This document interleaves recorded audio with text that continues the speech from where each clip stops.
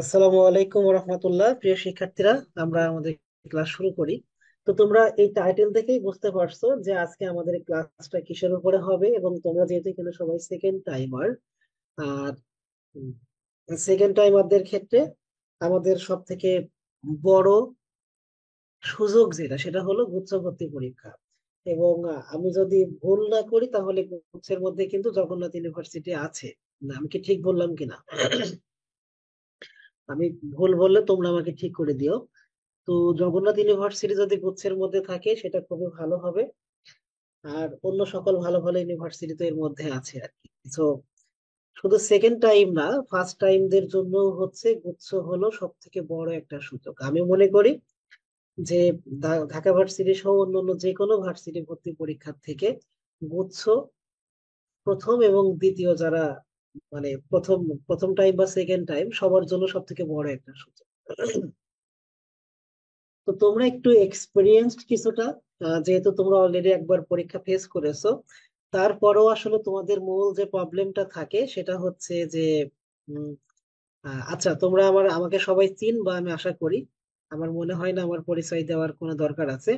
But প্রত্যেক বছর যেহেতু নতুন নতুন স্টুডেন্ট ভর্তি হয়, সেক্ষেত্রে আমি জাস্ট একটু সংক্ষেপে আমার পরিচয়টা তোমাদেরকে দিয়ে দিয়ে দিচ্ছি। আমার নাম হচ্ছে মোহাম্মদ রকনুজ্জামান, তোমরা চিনে থাকতে পারো।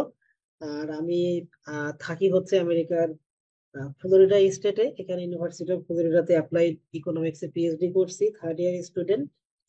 আর এর আগে ইউনিভার্সিটি অফ টরন্টো থেকে ইকোনমিক্সে মাস্টার্স করেছি। তার আগে থাইল্যান্ডের থামাসা ইউনিভার্সিটি থেকে ইকোনমিক্সে মাস্টার্স করেছি। তারও আগে ঢাকা ইউনিভার্সিটি থেকে ইকোনমিক্সে অনার্স মাস্টার্স করেছি, এবং যশোর ক্যান্টনমেন্ট কলেজে আমি পড়াশোনা করেছি। এই হচ্ছে আমার এডুকেশনাল ব্যাকগ্রাউন্ড। তোমাদের সেন্ট্রাল যে কোশ্চেন গুলো থাকে সেটা হলো কি পড়তে হবে, কিভাবে পড়তে হবে, কতটুকু পড়তে হবে, কোথা থেকে পড়তে হবে। অ্যাজ ইকোনমিস্ট আমি তোমাদেরকে ইকোনমিক্স এর মতো করেই জাস্ট বলি। আমাদের ইকোনমিক্স এর মেইন যে তিনটা কোশ্চেন, সেটা হচ্ছে যে কি উৎপাদন করতে হবে, কিভাবে উৎপাদন করতে হবে, কতটুকু উৎপাদন করতে হবে। একইভাবে তোমাদের সেন্ট্রাল পয়েন্ট হচ্ছে কি পড়তে হবে, কিভাবে পড়তে হবে, কতটুকু পড়তে হবে, কোন জায়গা থেকে পড়তে হবে। এই চারটা কোশ্চেনের উত্তর আমি তোমাদেরকে আজকের ক্লাসের শেষে দিব। তবে আমার মনে হয় যে আজকের 35 প্রায় 70 কোশ্চেন তোমাদের সাথে অ্যানালাইসিস হবে গুচ্ছের গত বছরের। সেই কোশ্চেন গুলো দেখলেই তোমরা বুঝতে পারবা যে আসলে কি পড়তে হবে, কিভাবে পড়তে হবে, কতটুকু পড়তে হবে, কোন জায়গা থেকে পড়তে হবে। এরপরেও যদি তোমরা বুঝতে না পারো, সেক্ষেত্রে আমি তো আহ, আজকে ক্লাসের শেষে তোমাদের এই স্লাইডে আবার ব্যাক করব, তখন তোমরা বুঝতে পারবা। এরপরে তোমাদের আর একটা কোশ্চেন থাকে, সেটা হচ্ছে যে subject versus varsity. Subject important নাকি ভার্সিটি ইম্পর্টেন্ট? তো এই পয়েন্টেও তোমাদের কাছে আমি আসবো। আমি আশা করি যে সাবজেক্ট ভার্সেস ভার্সিটি এই পয়েন্টটা যখন আমি আলোচনা করব, তখন তোমাদের আহ হচ্ছে যে কনফিডেন্ট অনেক বেড়ে যাবে আমি আশা করি আর কি। মঞ্জুরুল ইসলাম বলেছে 50টা রুলস কবে দিবেন। ওকে, আমাকে মনে করিয়ে দেওয়ার জন্য ধন্যবাদ। আমি আমি কাজ শুরু করব, লেখার কাজ শুরু করব। তবে আমি খুব ভুলে যাই ইদানিং আর কি। যেমন গতকালকে সকালে কি করেছি বিকেলে মনে নেই, বিকালে কি করেছি রাতে মনে করতে পারতেছি না, মানে পিএইচডির ইফেক্টটা পড়তেছে মনে হচ্ছে আর কি। এজন্য আমাকে মাঝে মাঝে মনে করিয়ে দিতে হবে আর কি। আচ্ছা, তোমরা যে কোশ্চেনে গত বছর পরীক্ষা দিয়েছো, এটা হলো গুচ্ছ question analysis session 2023-24 unit B. আহ আমি এটা দিয়ে শুরু করব। তো প্রত্যেক বছর 2 সেট করে কোশ্চেন হয়, আমি আজকে 2 সেট কোশ্চেনই সলভ করব। 2 সেট কোশ্চেনই সলভ করলে দেন তোমরা দেখবো যে আসলে গত বছরের কোশ্চেন যেটা তোমরা পরীক্ষা দিয়েছো তোমরা খুব ভালো করতে পারো নাই, সেগুলোকে আসলে তোমাদের পারার মতো ছিল না, নাকি আসলে হচ্ছে যে তোমরা পারতা কিন্তু কোনো না কোনো কারণে ভুল করে ফেলেছো। কেন তোমরা ভুল করো পরীক্ষার হলে, সেটা নিয়েও আজকে কথা বলি।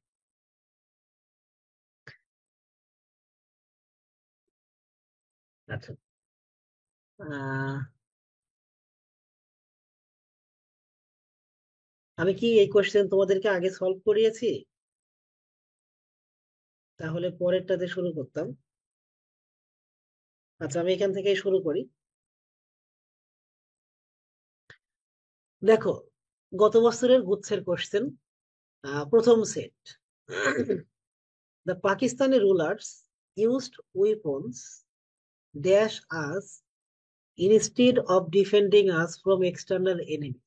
তোমরা বুঝতেই পারছো যে এই কোশ্চেন যখন তৈরি হয়েছে গত বছর, তখনও বাংলাদেশ আওয়ামী ফ্যাসিস্টদের হাতে ছিল। এবং এবং তোমরা দেখেছো গত 16 বছরে মানুষের কাজ ছিল যে শুধু শেখ মুজিবের বন্দনা এবং পাকিস্তানের বাস দেওয়া, এর বাইরে আর কোনো কাজ ছিল না। সেটা পরীক্ষার হলে হোক, পরীক্ষার চাকরির পরীক্ষা হোক, সব জায়গাতেই কিন্তু এই চাটুকারিতা চলতো। তো একইভাবে সেক্ষেত্রে তোমার সেম আলোচনা এখানে করা হয়েছে পাকিস্তানের রুলার্স। তো তোমাদের আহ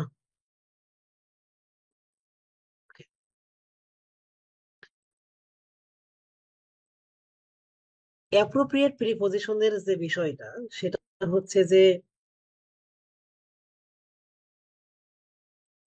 অ্যাপ্রোপ্রিয়েট প্রিপজিশন গুলো মূলত মুখস্থ করতে হয়। এটা একটু মাথায় রাখবা। হলুদ কালি যদি ঠিক না থাকে তাহলে আমাকে বলবা, যে অ্যাপ্রোপ্রিয়েট প্রিপজিশন গুলো মূলত তোমাদেরকে মুখস্থ করতে হবে।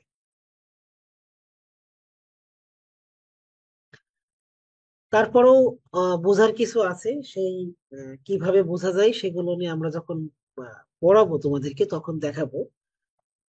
আর তোমাদের স্কিল যখন ভালো হবে তখন তোমরা এমনিতেই বুঝতে পারবা। স্কিল বলতে আমি এখানে বোঝাচ্ছি রিডিং স্কিল। তোমাদের রিডিং স্কিল ভালো হলে তোমরা এমনিতেই বুঝতে পারবা যে আসলে কোনটা এখানে হবে। The Pakistani rulers used weapons on আস, আমাদের উপরে। তো তুমি খুব খেয়াল করে দেখো যে তোমার যদি কমন সেন্স থাকে তাহলে তুমি বুঝতে পারবা যে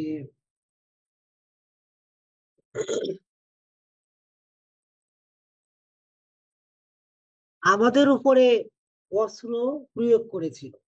তো দেখো, এই যে জুলাই অভ্যুত্থান হলো, সেখানে আমরা কি বলেছি? আমরা বলেছি যে পুলিশ ছাত্রদের উপরে অস্ত্র প্রয়োগ করেছে।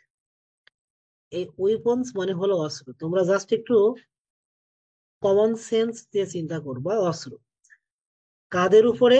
ছাত্রদের উপরে।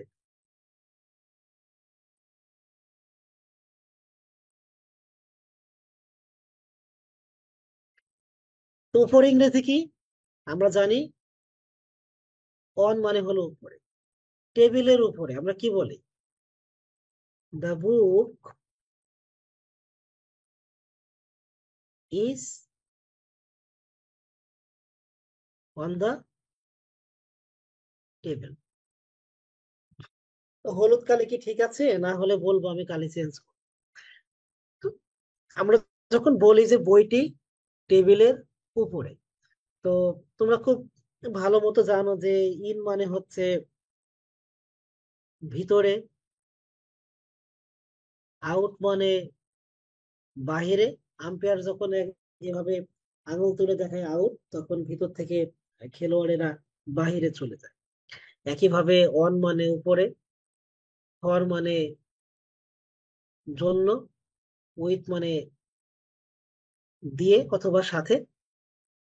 তাহলে তোমরা খুব খেয়াল করে দেখো যে এই কোশ্চেনটা তোমরা গত বছর ভুল করেছো অনেকে, যে পাকিস্তানি শাসক ইউজড মানে প্রয়োগ করতো, উইপন্স মানে অস্ত্র, আস মানে আমাদের উপর, আমাদের উপরে অস্ত্র প্রয়োগ করতো।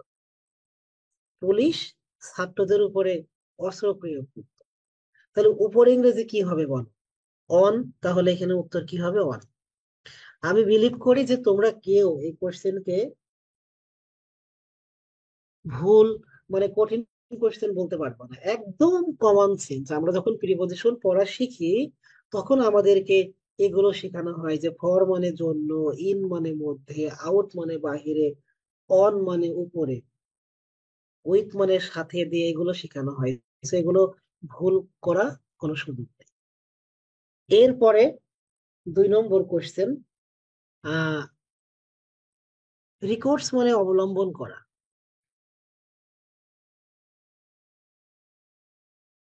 অবলম্বন করা। তো রিকোর্স এর পরে টু বসে, এটা অ্যাপ্রোপ্রিয়েট প্রিপজিশন, তোমাদেরকে মুখস্থ করতে হবে। অ্যাপ্রোপ্রিয়েট প্রিপজিশন মুখস্থ করার জন্য আমার কাছে সব থেকে বেস্ট বুক হচ্ছে পিসি দাস। তো পিসি দাসের হচ্ছে একটা লাল বই, মানে লাল লম্বা বই, হ্যাঁ। তো এই পিসি দাসের বইটা, এখান থেকে তোমরা অ্যাপ্রোপ্রিয়েট প্রিপজিশন, তারপরে ইডিয়মস, তারপরে গ্রুপ ভার্ব, এই জিনিসগুলো মুখস্থ করবে। জাস্ট এই 3টা চ্যাপ্টার, অ্যাপ্রোপ্রিয়েট প্রিপজিশন, এই 3টা চ্যাপ্টার তোমরা ফটোকপি করে নিতে পারো। জাস্ট 10 থেকে 15 পেজ হবে, কোনো ফ্রেন্ডদের কাছ থেকে ফটোকপি করে নিতে পারো। ভেরি ভেরি গুড, মানে খুব বেশি দেওয়া না, সামান্য অল্প কিছু দেওয়া। তো রিকোর্স এর পরে টু বসে, রিকোর্স টু মানে হচ্ছে অবলম্বন করা। Recourse to arms is not the best solution to hostility between countries. দুই বা ততোধিক দেশের মধ্যে যখন মনোমালিন্য থাকে, তখন অস্ত্র অবলম্বন করাটা একটা বেস্ট সলিউশন না। ইন্ডিয়া আমাদের প্রতি বছর 360 থেকে 370 জন মানুষকে গুলি করে মেরে ফেলে আর কি। আচ্ছা, নুসরাত মিশু বলতেছে ভোকাবুলারি প্যানাসিয়া কেমন হবে স্যার, আমি ওটা পড়তেছি। ওকে, ভোকাবুলারি প্যানাসিয়া বলো বা যে কোনো বই বলো, সেখান থেকে তোমরা রিয়েল কোশ্চেন পড়বা। কি পড়বা? রিয়েল কোশ্চেন, আর কিছু পড়বা না। রিয়েল কোশ্চেন মানে যেগুলো অলরেডি বিভিন্ন পরীক্ষাতে এসেছে, বিভিন্ন পরীক্ষাতে এসেছে অলরেডি, সেগুলোকে আমরা রিয়েল কোশ্চেন। বাট স্ট্রোক যেগুলো আর কি, মানে রিয়েল কোশ্চেন না, স্ট্রোক যেগুলো মুখস্থ করবা, সেগুলো তোমরা আমি আমার কাছে পিসি জাস্টটা হলো বেটার। তবে আমি মনে করি যে শুধু রিয়েল কোশ্চেনটা এনাফ। বুঝতে পারছো? রিয়েল কোশ্চেনটা কি এনাফ, মানে তোমরা যদি মনে করো যে তোমরা রিয়েল কোশ্চেনের বাইরে কিছু পড়বে না, দ্যাটস এনাফ। আই থিঙ্ক হয়তো একটা বা দুইটা কোশ্চেন ছুটে যেতে পারে, শুধু রিয়েল কোশ্চেন পড়লেও এনাফ। বাট তোমরা যদি মনে করো যে না, একটা কোশ্চেনও ছুটবে না, সেক্ষেত্রে তোমরা এখান থেকে এই পিসি দাসের বই থেকে এই যে 3-4 পেজ করে দেওয়া আছে, এগুলো খুব অল্প সামান্য এবং তোমাদের একেবারে বেসিক পড়ে ফেলতে পারো। এরপরে সেন্ট্রালের পরে টু বসে। Central to Nazrul's rebellion was his rejection of social hierarchy. তো সেন্ট্রালের পরে টু বসে, ঠিক আছে, এটা হলো একেবারে মুখস্থ আর কি। এডুকেশন এনরিচেস আস উইথ, শিক্ষা আমাদেরকে সমৃদ্ধ করে কি দিয়ে? জ্ঞান এবং দক্ষতা দিয়ে। আমি তোমাদের এই যে শুরুতেই বললাম যে উইথ, উইথ অন মানে উপরে, ফর মানে জন্য, উইথ মানে কি? দিয়ে। উইথ মানে দিয়ে, উইথ মানে সাথে, হ্যাঁ। তো এখানে দেখো যে এডুকেশন এনরিচেস আস, শিক্ষা আমাদেরকে সমৃদ্ধ করে কি দিয়ে? নলেজ অ্যান্ড স্কিলস, জ্ঞান এবং দক্ষতা দিয়ে শিক্ষা আমাদেরকে সমৃদ্ধ করে। সো তোমরা কিন্তু এই যে শব্দের অর্থ জানলেই কিন্তু তোমরা এই 4 নম্বরটা উত্তর করে ফেলতে পারছো। My uncle promised me a present, present মানে উপহার। আমার চাচা আমাকে একটা উপহার দেওয়ার প্রমিস করেছিল। তো প্যাসিভ ভয়েস করতে হবে। তো তোমরা জানো যে প্যাসিভ ভয়েসে যদি, মানে এগুলো খুব বেসিক, এটা একটা অবজেক্ট, এটা একটা অবজেক্ট, তোমরা যে কোনো একটা অবজেক্ট ধরে করতে পারো। তো তুমি যদি এখানে মি ধরো, তাহলে এখানে হবে আই। যেহেতু প্রমিসড হচ্ছে ভি টু মানে পাস্ট টেন্স, তাহলে এখানে আই ওয়াজ হবে। আই ওয়াজ, ভার্বের ভি থ্রি হবে প্রমিসড, তারপরে এ প্রেজেন্ট। এগুলো আমরা কিন্তু একেবারে সেই 6-7-এ পড়ি। এরপর একটা বাই দিতে হবে, বাই মাই আঙ্কেল। অথবা তুমি এই অবজেক্ট দিয়ে শুরু করতে পারো, সেক্ষেত্রে এখানে হবে এ প্রেজেন্ট ওয়াজ প্রমিসড। এখন মি বসাতে হবে এখানে, মি বাই মাই আঙ্কেল। এই দুইটাই 100% কারেক্ট, মানে একটা আর একটা থেকে বেস্ট। তো তুমি আইদার মিটাকে অবজেক্ট হিসেবে ধরে নিতে পারো, অথবা এ প্রেজেন্ট কে অবজেক্ট হিসেবে ধরে নিতে পারো। মি নিলে I was promised present by my uncle, অথবা a present was promised me, to দেওয়া বেটার একটা, promise to me by my uncle, but to না দিলেও কোনো প্রবলেম না। সো আমরা দেখতে পাচ্ছি এই নম্বরে এ প্রেজেন্ট ওয়াজ প্রমিস ঠিক আছে, কিন্তু এই যে মিটা স্কিপ করে ফেলছে, এখানে একটা কি হবে, মি দিতে হবে বা টু মি দিতে হবে, সো এই নম্বরটা ভুল। বি নম্বরটা ঠিক আছে। I was promised a present, এখানে এ প্রেজেন্টটা স্কিপ হয়ে গেছে। এই সমস্ত কোশ্চেন তোমাদের দ্বারা ভুল করার কোনো সুযোগ নেই। এরপরে প্যাসেজ দেখো, প্যাসেজে বলা হচ্ছে the primary purpose of education is not make our lives, is to make our lives easy and beautiful in all aspects. শিক্ষার মেইন উদ্দেশ্য হচ্ছে আমাদের জীবনকে সহজ করা এবং সুন্দর করা সব দিক থেকে। However, if we analyze the actions done and the endeavors undertaken by the educated people of all times, we find that those have not been always been beneficial to humankind. তারপরে বলা হচ্ছে যে if we analyze the actions, আমরা যদি শিক্ষিত মানুষের আহ কার্যক্রমকে পর্যালোচনা করি, তাহলে আমরা দেখব have not have not always been beneficial to humankind, তাদের কার্যক্রম সব সময় মানব জাতির জন্য কল্যাণকর ছিল না।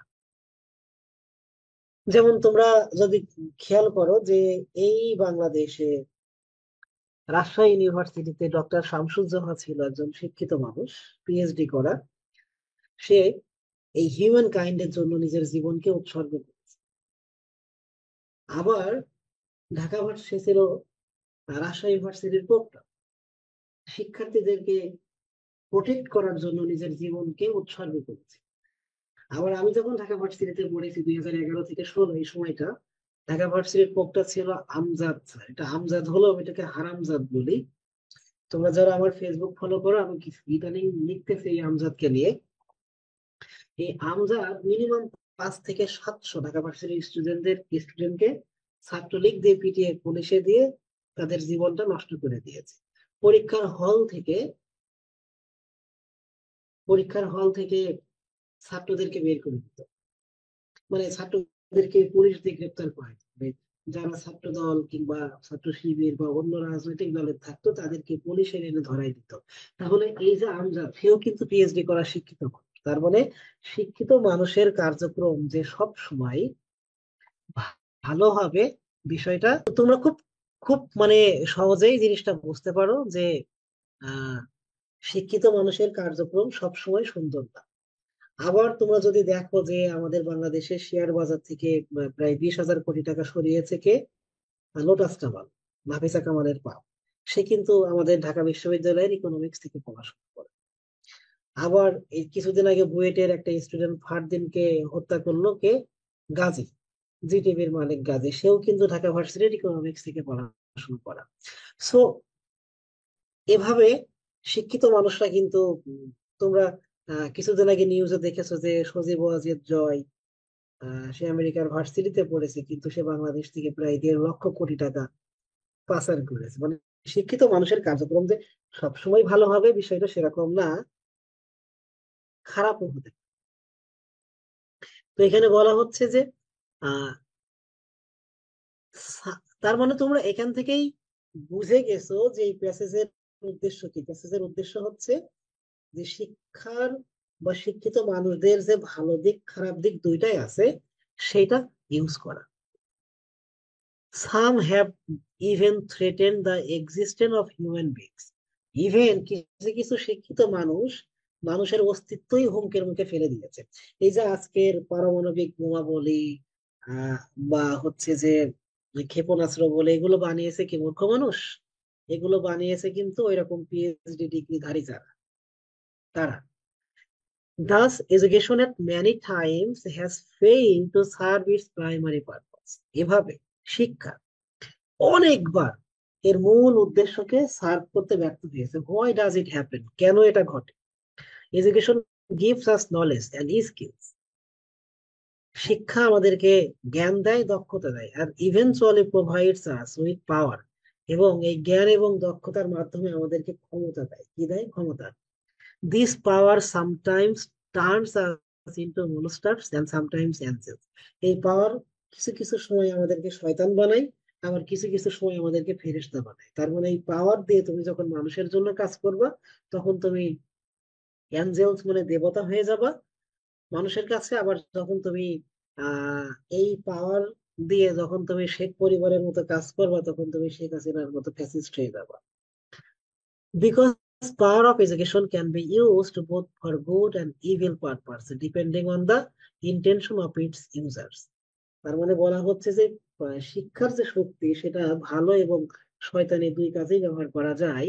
বাংলাদেশের পুলিশ যেমন পুরোটাই আপাতমস্তক শয়তান, তারা ছাত্রদেরকে পুড়িয়ে মেরেছে আর কি। খুন করার পরেও লাশগুলো পুড়িয়ে মেরেছে। আবার সেনাবাহিনী তাদের শিক্ষার পাওয়ারটাকে তারা জনগণের প্রয়োজনে কাজে লাগিয়েছে। দ্য ওয়ার্স এক্সাম্পল, যেমন পৃথিবীতে যে যুদ্ধগুলো ঘটে, that took the lives of billions of innocent people, যেটা বিলিয়ন বিলিয়ন মানে নির্দোষ মানুষদেরকে হত্যা করে, এটা এটা এক্সিকিউট করে কারা? Educated people. Here is comes an horrific academic degrees, world famous incidents of corruption were also committed by the individuals having high academic degree, world famous institution। কি বলতে দেখছো এখানে? Here is comes and uh, horrific incidents of corruption। পৃথিবীর যত বড় বড় মানে একদম বিশাল হরিফিক টাইপের দুর্নীতির যে ঘটনাগুলো, সেগুলো কমিট করে কারা? ইন্ডিভিজুয়াল, সেই ব্যক্তিরা having high academic degree, world famous institution, যাদের পৃথিবীর বড় বড় ভার্সিটি থেকে ডিগ্রি আছে। এইরকম পিপল মানুষজনই কিন্তু টাকা সরায়। এই যে ব্যাংক থেকে টাকা সরায়, শেয়ার বাজার থেকে সরায়, এগুলো কারা সরায়? শিক্ষিত মানুষগুলো সরায়। সাকিব আল হাসান বাংলাদেশের শেয়ার মার্কেট থেকে কয়েকশো কোটি টাকা সরাইছে। এখন তোমাদের তো আবেগ বেশি, সাকিব নিয়ে কিছু বললেই বলবা যে সে তো বাংলাদেশের সম্পদ। আরে বাবা, তোমরা মনে করো সাকিব আল হাসান বাংলাদেশের নাগরিক, বাট সাকিব আল হাসান বাংলাদেশের থুতু মারে। কোন করে না? সে তো আইজক কালক আমেরিকায় চলে আসবে। এখন বাংলাদেশে ধান্দা আছে, ইনকাম করতে পারছে, তাই বাংলাদেশে আছে। দেখবো, আমি গ্যারান্টেড দিলাম তো। খেলা যেদিন শেষ করবে সেদিন আমেরিকায় চলে আসবে। আমেরিকায় এসে বাংলাদেশের মুখে প্রস্রাব করবে, স্বীকারও করবে না বাংলাদেশ। এরা বাংলাদেশকে মোটেও ভালোবাসে না। জনগণের সেবা করার জন্য এমপি হয়েছে? মোটেও না। সো এগুলোকে ঘৃণা করতে শিখতে হবে। Education does not always guarantee beauty and enable. So education does not always guarantee beauty. তার মানে যে শিক্ষা যে সবসময় সুন্দরকে মানে নিশ্চিত করবে, বিষয়টা তা না। And enable us unless it is imbued morality, ethics and humanity. বলা হচ্ছে শিক্ষার মধ্যে যদি ইমবিউড মানে ঢুকানো, ইমবিউড মানে কি? ঢুকিয়ে দেওয়া, একীভূত করা। ইমবিউড মানে একীভূত করা। মোরালিটি, এথিক্স এন্ড হিউম্যানিটি, শিক্ষার মধ্যে যদি নৈতিকতা, মানবিকতাকে ঢুকানো না যায়, তাহলে এই শিক্ষা কোনোদিন মানুষের উপকারে আসবে না। এবং তোমরা জানো যে গত 16 বছরে আমরা যখন স্কুলে পড়েছি, তখন আমাদের বইয়ে এই মোরালিটি, এথিক্স, হিউম্যানিটির অসংখ্য লেসন ছিল, কিন্তু গত 16 বছরে সেগুলো সব পাঠ্য বই থেকে বাদ দেওয়া হয়েছে। বর্তমানে পাঠ্য বইয়ে হররুকের কোনো কবিতা নেই, গোলাম মোস্তফার কোনো কবিতা নেই, ইভেন জসিমউদ্দিনের কবিতা নেই। এমন সব মানুষের কবিতা দিয়ে রাখছে। হ্যাঁ, পদ্মা তোমার যৌবন চাই, যমুনা তোমার যৌবন চাই, এই সব হাবিজাবি দিয়ে আমি জানি না যে এগুলো আসলে কতটুকু কাজে লাগে। তো এই হলো প্যাসেজ। তো এখানে তোমরা খুব ভালো মতো বুঝতে পারছো যে এই প্যাসেজ দ্বারা বোঝানো হচ্ছে যে শিক্ষার উদ্দেশ্য মানে বোথ বেনিফিটস এবং মেরিটস এবং ডিমেরিটস আছে। এবং এখানে তোমরা দেখতে পাচ্ছ যে আনলেস ইট ইজ ইমবিউড, একীভূত না করা হয় মোরালিটি, এথিক্স এন্ড হিউম্যানিটি। তো ইমবিউড মানে কি, একীভূত করা, ইনফিউজ করা, ইনফিউজড। এখানে কিছু শ্যাম্পু পাওয়া যায় আমেরিকাতে যেটাকে বলে কেরাটিন ইনফিউজড। হম, মানে কেরাটিন অয়েল ইনফিউজড এর মধ্যে ঢোকানো হয়। এরপরে 7 নম্বর দেখো, choose the most suitable title, benefits of education. আচ্ছা, এই প্যাসেজে কি শুধু বেনিফিটস নিয়ে আলোচনা করা হয়েছে? মোটেও না। ব্যাড ইফেক্টস অফ এডুকেশন, এই প্যাসেজে কি শুধু খারাপ দিক নিয়ে আলোচনা করা হয়েছে? মোটেও না। ইম্পর্টেন্স অফ এডুকেশন, শিক্ষার গুরুত্ব নিয়ে আলোচনা করা হয়েছে? মোটেও না। বরং রিকনসিডারিং, পুনরায় মূল্যায়ন করা, দা অবজেক্টিভ অফ এডুকেশন, শিক্ষার যে উদ্দেশ্য সেটাকে রিকনসিডার করতে হবে, কনসিডার রিকনসিডার করতে হবে। সো এগুলো ভুল করার কোনো সুযোগ তোমাদের নেই। According to the passage, which of the statement is false. দেখো ভালো করে বোঝো যে অ্যাকর্ডিং টু দ্য প্যাসেজ, এই প্যাসেজ অনুসারে which of the statement is false, নিচের কোনটি ভুল? দ্য এডুকেটেড পিপল, শিক্ষিত মানুষজন, হ্যাভ অলওয়েজ, সর্বদা, ডান মানে করেছে, হেইনাস অ্যাক্টিভিটিস, শয়তানি কাজ। আচ্ছা প্রিয় শিক্ষার্থীরা, আমাকে বলো, শিক্ষিত মানুষরা হ্যাভ অলওয়েজ, সর্বদা, ডান মনে করেছে, হেইনাস মানে শয়তানি, অ্যাক্টস মানে কাজ। পৃথিবীর ইতিহাসে শিক্ষিত মানুষরা কি সব সময় শয়তানি কাজ করেছে? কখনো ভালো কাজ করে নাই? আমাকে বলো। এই যে আমি একজন শিক্ষিত মানুষ, মানে শিক্ষিত তোমরা আমাকে বলতেই পারো, যেহেতু আমি পৃথিবীর টপ 4টা ইউনিভার্সিটিতে পড়াশোনা করেছি। তো আমি, আমার মনে হয় না আমি কখনো শয়তানি কাজ করেছি বা খারাপ কাজ করতেছি। তো এই যে কথাটা বলা হলো যে দ্য এডুকেটেড পিপল হ্যাভ, যদি বলা হতো হ্যাভ ডান হেইনাস অ্যাক্টস, শয়তানি কাজ করেছে, তাহলে এটা সত্য হতো। বাট যখন বলা হচ্ছে অলওয়েজ, অলওয়েজ মানে কি, সব সময়, মানে কোনো সময় ভালো কাজ করে, শিক্ষিত মানুষ কোনো সময়ই ভালো কাজ করে নাই, অলওয়েজ ডান হেইনাস অ্যাক্টস, সব সময় খারাপ কাজ করেছে না, সব সময় খারাপ কাজ করে নাই। এই যে আজকে আমাদের, এই যে আমি আজকে আমেরিকাতে বসে বাংলাদেশে ক্লাস নিচ্ছি, এই ভালো কাজটা কারা করেছে? শিক্ষিত মানুষরা করেছে। এই ইন্টারনেট আবিষ্কার করেছে কারা? শিক্ষিত মানুষরা করেছে। এই যে আমরা ফোনে কথা বলি, আমাদের পরিবারের স্বজনদের সাথে কথা বলি, এই ভালো কাজটা কে করেছে? শিক্ষিত মানুষরা করেছে। তো শিক্ষিত মানুষ যে সবসময় শয়তানি কাজ করেছে তা না, শিক্ষিত মানুষ ভালো কাজও করেছে। এই যে আজকে আমি আমেরিকা থেকে প্রায় 16,000 কিলোমিটার 20 ঘন্টায় চলে আসতেছি বাংলাদেশে, এই প্লেন আবিষ্কার করেছে শিক্ষিত মানুষ। তো এগুলো মানে এটা ভুল। তার মানে বলা হচ্ছে যে which of the statement is false, কোন বিবৃতিটা ভুল। আচ্ছা এইটা, এটা কি মানে এটা কি তোমরা কোনোভাবেই ভুল করার মতো? মানে তোমাদের কমন সেন্সে, মানে যদি তোমরা, যখন যদি বলা হয় যে শিক্ষিত মানুষ সব সময় খারাপ কাজ করেছে, এটা যে ভুল, এটা যে ফলস, এটুকু বোঝার মতো জ্ঞান তোমাদের নেই? এখন যদি বলি যে গত বছর এই কোশ্চেন কারা কারা ভুল করেছো, যা অর্ধেক হাত তুলবে, অর্ধেক হাত তুলবে। সো ঠান্ডা মাথায় উত্তর করতে হবে। দিস প্যাসেজ এনকারেজ আস, আমাদেরকে উৎসাহিত করেছে, the existing education system. Existing education system মানে বর্তমানের যে শিক্ষা ব্যবস্থা সেটাকে রিকাস্ট, কাস্ট মানে মূল্যায়ন করা, আর রি মানে হচ্ছে পুনরায়, পুনরায় মূল্যায়ন করতে আমাদেরকে উৎসাহিত করেছে, রিকাস্ট। Having a degree from world famous institution is not dash for developing a noble mind. Nobel mind মানে হচ্ছে খুবই উচ্চ ব্যক্তিত্ব সম্পন্ন একটা মাইন্ড তৈরি করার জন্য পৃথিবীর বিখ্যাত বিখ্যাত university degree is not mandatory for, বাধ্যতামূলক, আমাকে বলো। ম্যান্ডেটরি মানে বাধ্যতামূলক।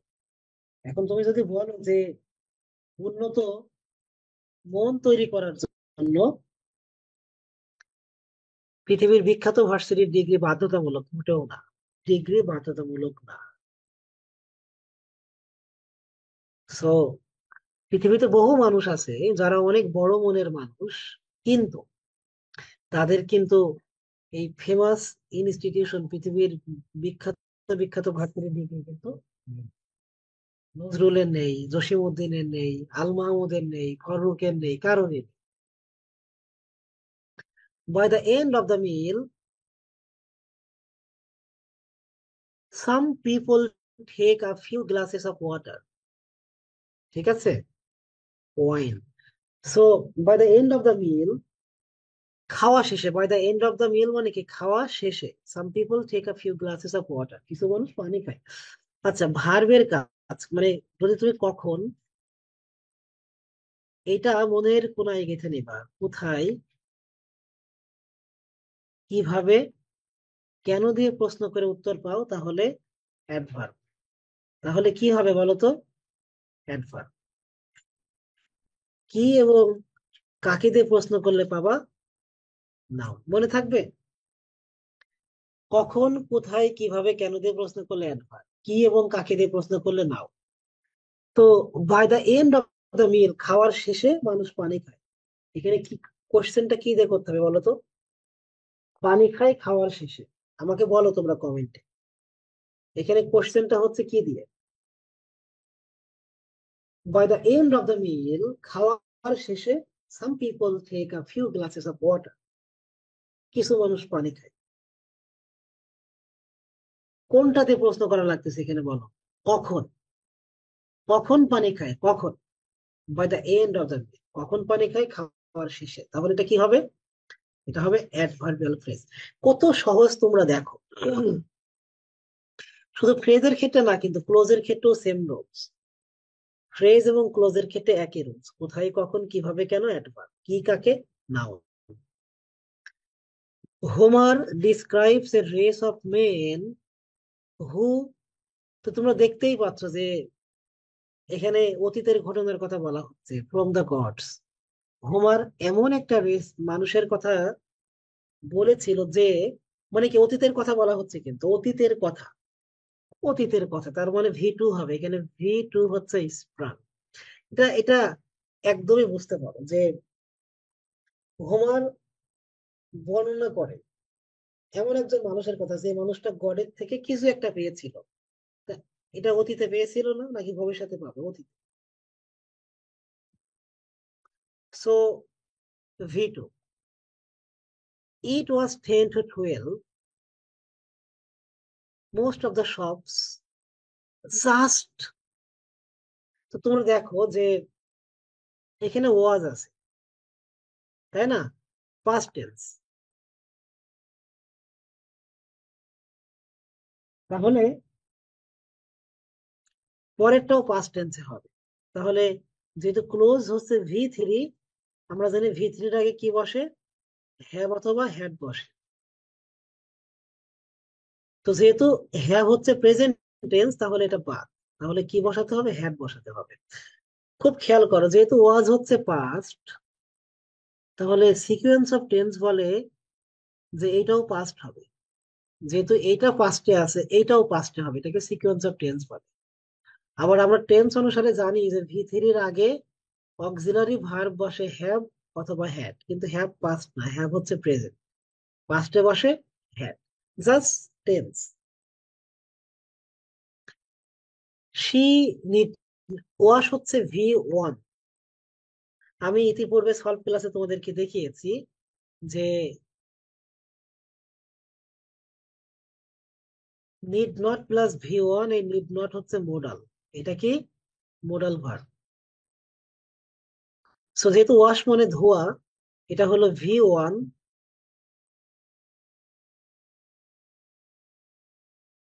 তাহলে এখানে নিড নট কই? এই যে need not.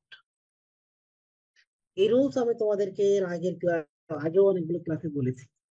She need not wash the plate in the kitchen leaving her study. পড়াশোনা বাদ দিয়ে প্লেট ধোয়ার কোনো দরকার নেই। তো আমেরিকার প্রায় প্রত্যেকটা বাসায় কিচেনে ডিশ ওয়াশার থাকে, সেট করা অটো।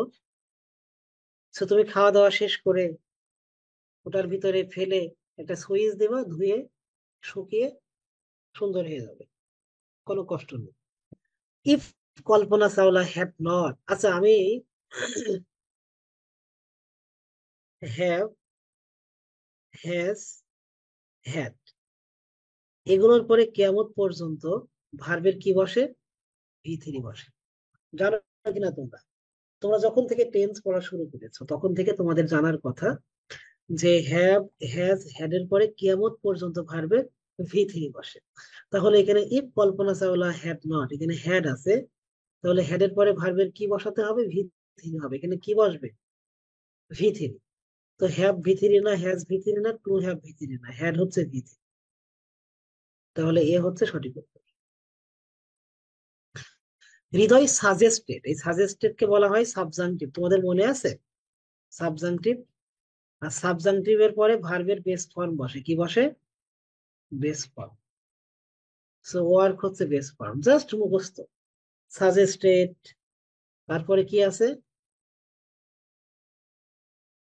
ইনসিস্টেড, এগুলো সাবজাংটিভ, এগুলোর পরে ভার্বের বেস ফর্ম, কোনো এস বাই এস দেওয়া যাবে না, জাস্ট পিওর বেস ফর্ম বসবে।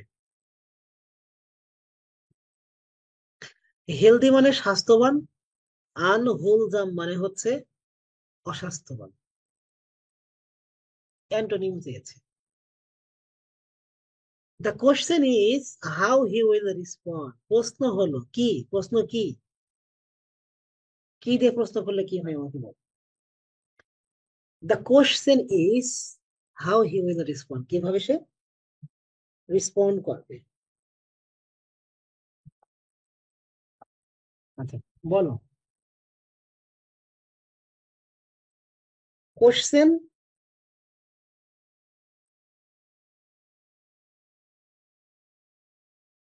আচ্ছা তাহলে কোশ্চেন, এখানে দ্য কোশ্চেন ইজ প্রশ্ন হলো, এখন তুমি কি কোশ্চেন করবো, কি প্রশ্ন?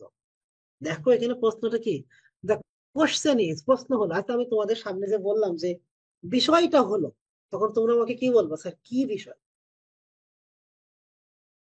আমি যদি ক্লাসে বলি যে বিষয়টা হলো, তোমরা কি বলবা, কি বিষয়? আমি যদি বলি যে প্রশ্নটা হলো, তোমরা কি বলবা, কি প্রশ্ন? আমি যদি বলি যে টপিকটা হলো, তোমরা কি বলবা, কি টপিক? তাহলে এখানে কিন্তু কি দিয়ে প্রশ্ন করা হচ্ছে, তাহলে এটা কি হবে? নাউন ক্লজ হবে। প্রত্যেক বছর গুচ্ছতে 5 থেকে 6টা কোশ্চেন হয় ফ্রেজ এবং ক্লোজ থেকে। 5 থেকে 6টা কোশ্চেন ফ্রেজ এবং ক্লোজ থেকে হয়। আর কোনোদিন ভুল হবে?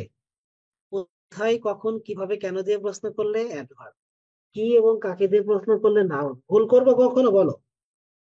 কখনো ভুল হবে? আমাকে জাস্ট তোমরা বলো যে ভুল করবা না। কারণ আমি কিন্তু তোমাদের খুব সহজ ভাবে বলছি, কোনো রুলস টুলস কিচ্ছু পড়া লাগবে না, কোনো বইও পড়া লাগবে না। শুধু কোথায়, কখন, কিভাবে, কেন দিয়ে প্রশ্ন করলে অ্যাডভার্ব, আর কি এবং কাকে দিয়ে প্রশ্ন করলে নাউন। দ্য কোশ্চেন ইজ, প্রশ্ন হলো, কি প্রশ্ন?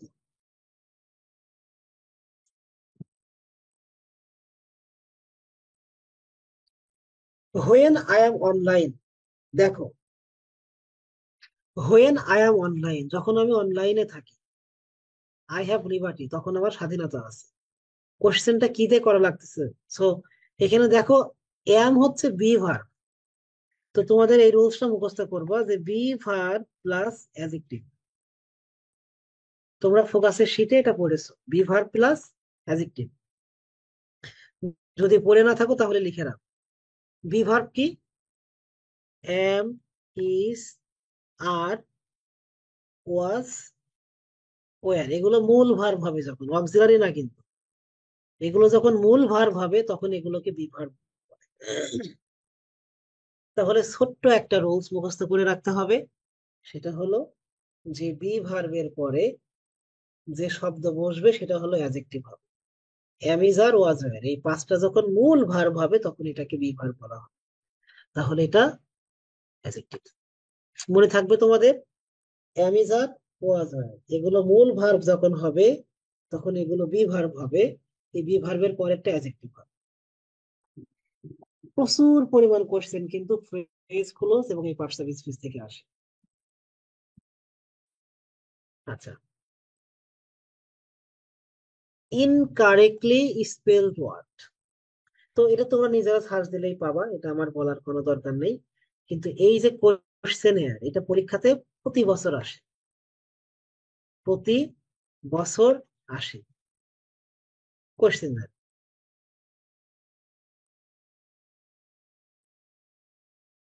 এটা হলো এখানে ভুল। তো প্রতি বছর আসে কোশ্চেনের, এটা সহজ ভাবে আমি যদি বলি যে তোমাদের কোনো কোশ্চেন আছে, আমি তোমাদের ক্লাসে ঢুকে বললাম যে কোশ্চেন আছে, তখন তোমরা কি বলবে? এটার উত্তর হতে পারে দুই রকম। একটা হলো তোমরা বলবা কোশ্চেন আছে, অথবা তোমরা বলবা কোশ্চেন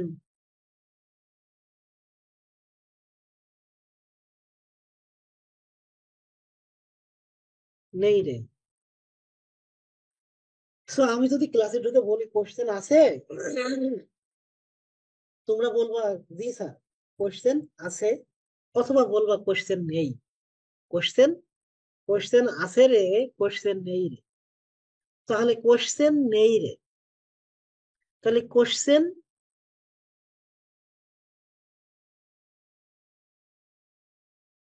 এ নেই নেই, আর ই রে, কোশ্চেন নেই রে। এই তিনটা একসাথে করলে হয়ে যায় কোশ্চেনের। ভুল করবো বলা আর কখনো, প্রত্যেক বছর আসে এটা, প্রত্যেক বছর আসে। এখন বলো ভুল করবা কিনা? কোশ্চেন আছে, কোশ্চেন নেই রে। তাহলে সুন্দর করে কোশ্চেন নেই রে, এই তিনটা একসাথে করলে হয়ে যাবে কোশ্চেনের।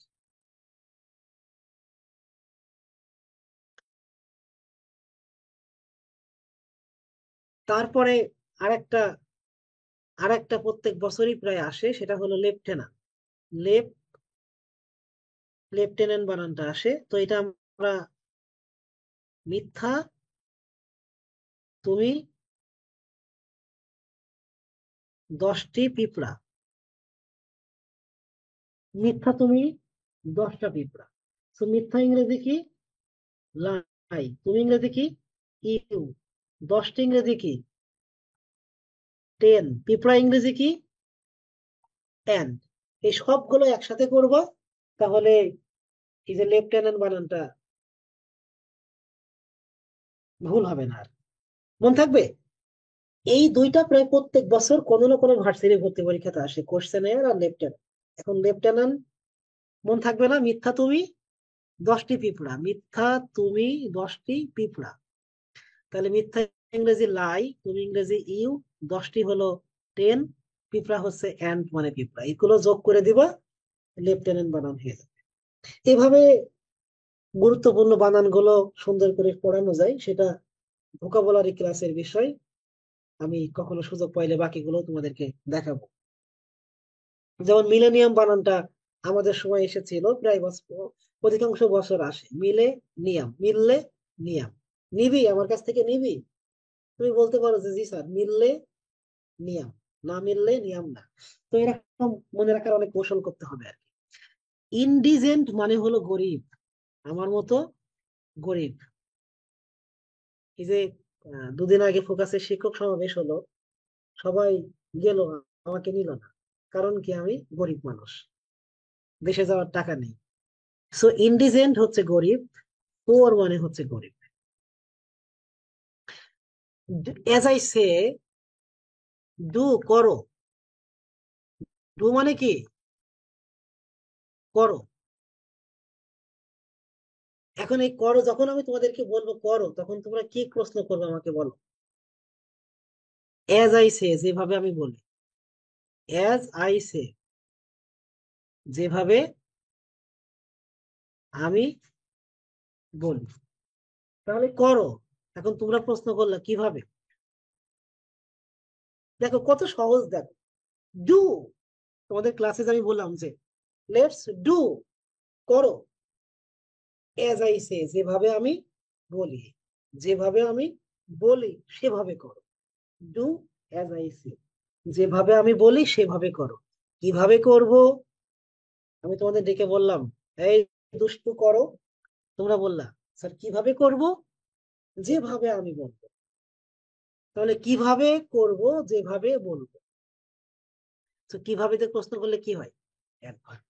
কত সহজ জিনিস, তোমরা কঠিন করো। 2/3 অফ দ্য পিপল, তোমরা জানো যে 2/3 এর পরে সাবজেক্ট সিঙ্গুলার, ভার্ব হবে সিঙ্গুলার, সাবজেক্ট প্লুরাল, ভার্ব হবে প্লুরাল। তাহলে এখানে পিপল, এটা কি সিঙ্গুলার না প্লুরাল বলো তো। পিপল, পিপল মানে কি একজন নাকি অনেক মানুষ। পিপল মানে অনেক মানুষ, তাহলে প্লুরাল হবে। প্লুরাল আছে এখানে শুধু ওয়ার। তোমরা জানো তো কোনটা প্লুরাল। প্লুরাল হচ্ছে আর, প্লুরাল হচ্ছে ওয়ার, প্লুরাল হচ্ছে হ্যাভ, আর সিঙ্গুলার হচ্ছে is, was, has. Choose the incorrect sentence.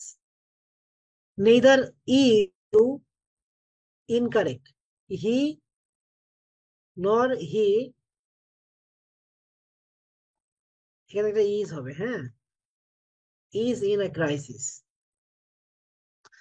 আচ্ছা, he resembles his father in appearance, সে দেখতে তার বাপের মতো। এটা ভুল, কারণ হচ্ছে রিজেম্বলের পরে প্রিপজিশন হয় না, বুঝতে পারছো। রিজ, রিজেম্বল, এগুলোর পরে প্রিপজিশন হয় না, এখানে টু হবে না। এটা ফোকাসের শীটে পুরো লিস্ট দেওয়া আছে। ইয়েট, এখনো, ensuring drinking water cleanliness and hygiene was a big challenge. এখনো সুপেয় পানি এবং হাইজিন নিশ্চিত করাটা বিগ চ্যালেঞ্জ। এখনো, কখন, এখনো সুপেয় পানি নিশ্চিত করা একটা বিগ চ্যালেঞ্জ। তাহলে এটা প্রশ্ন করা হচ্ছে কি, কখন, এখনো, কখন, এখনো, তাহলে অ্যাডভার্ব। কতগুলো প্রশ্ন এসেছে তোমরা দেখো কত বছর, শুধুই ফ্রেজ ক্লোজ এবং পার্সন স্পেসিফিক, অর্ধেক প্রশ্ন। সামনের বছর এরকম অর্ধেক প্রশ্ন হবে, 10-12টা। পারবা।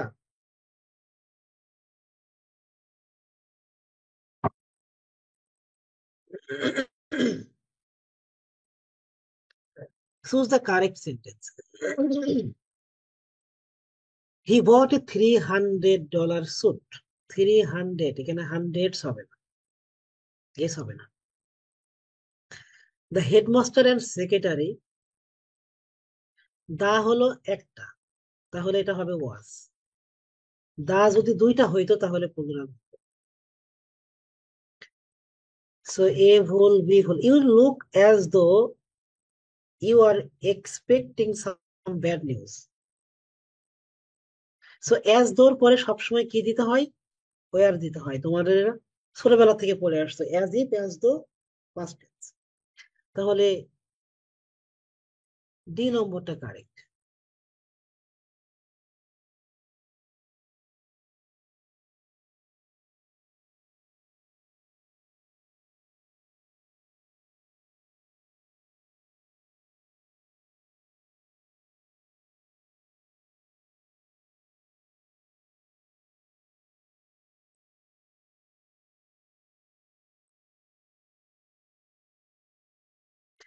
উড রেদার, উড রেদার এর পরে এটা হলো মোরাল,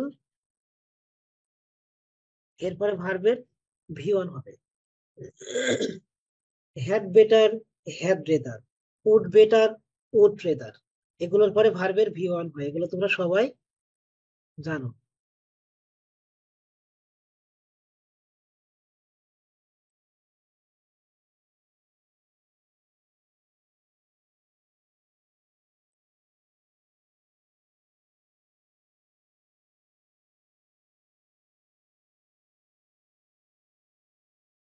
আচ্ছা, এরপরে ম্যাগনাম অপুস, এটা ইডিয়মস একটা, এটা মানে মিনিমাম 100 বার রিয়েল কোশ্চেন, এতটাই কমন যে মিনিমাম 100 বার আসছে মানে বিগত বছরের গুলোতে। এর মানে হলো বেস্ট ওয়ার্ক।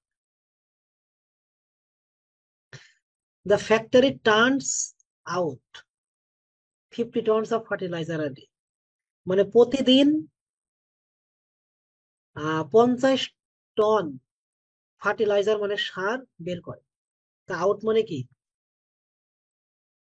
বের করা। তোমরা তো খুব ভালো করেই জানো আউট মানে কি, বের হয়ে যাওয়া, বের করে দেওয়া। Entering the room, the light was of, dangling modifier এর কোশ্চেন এটা।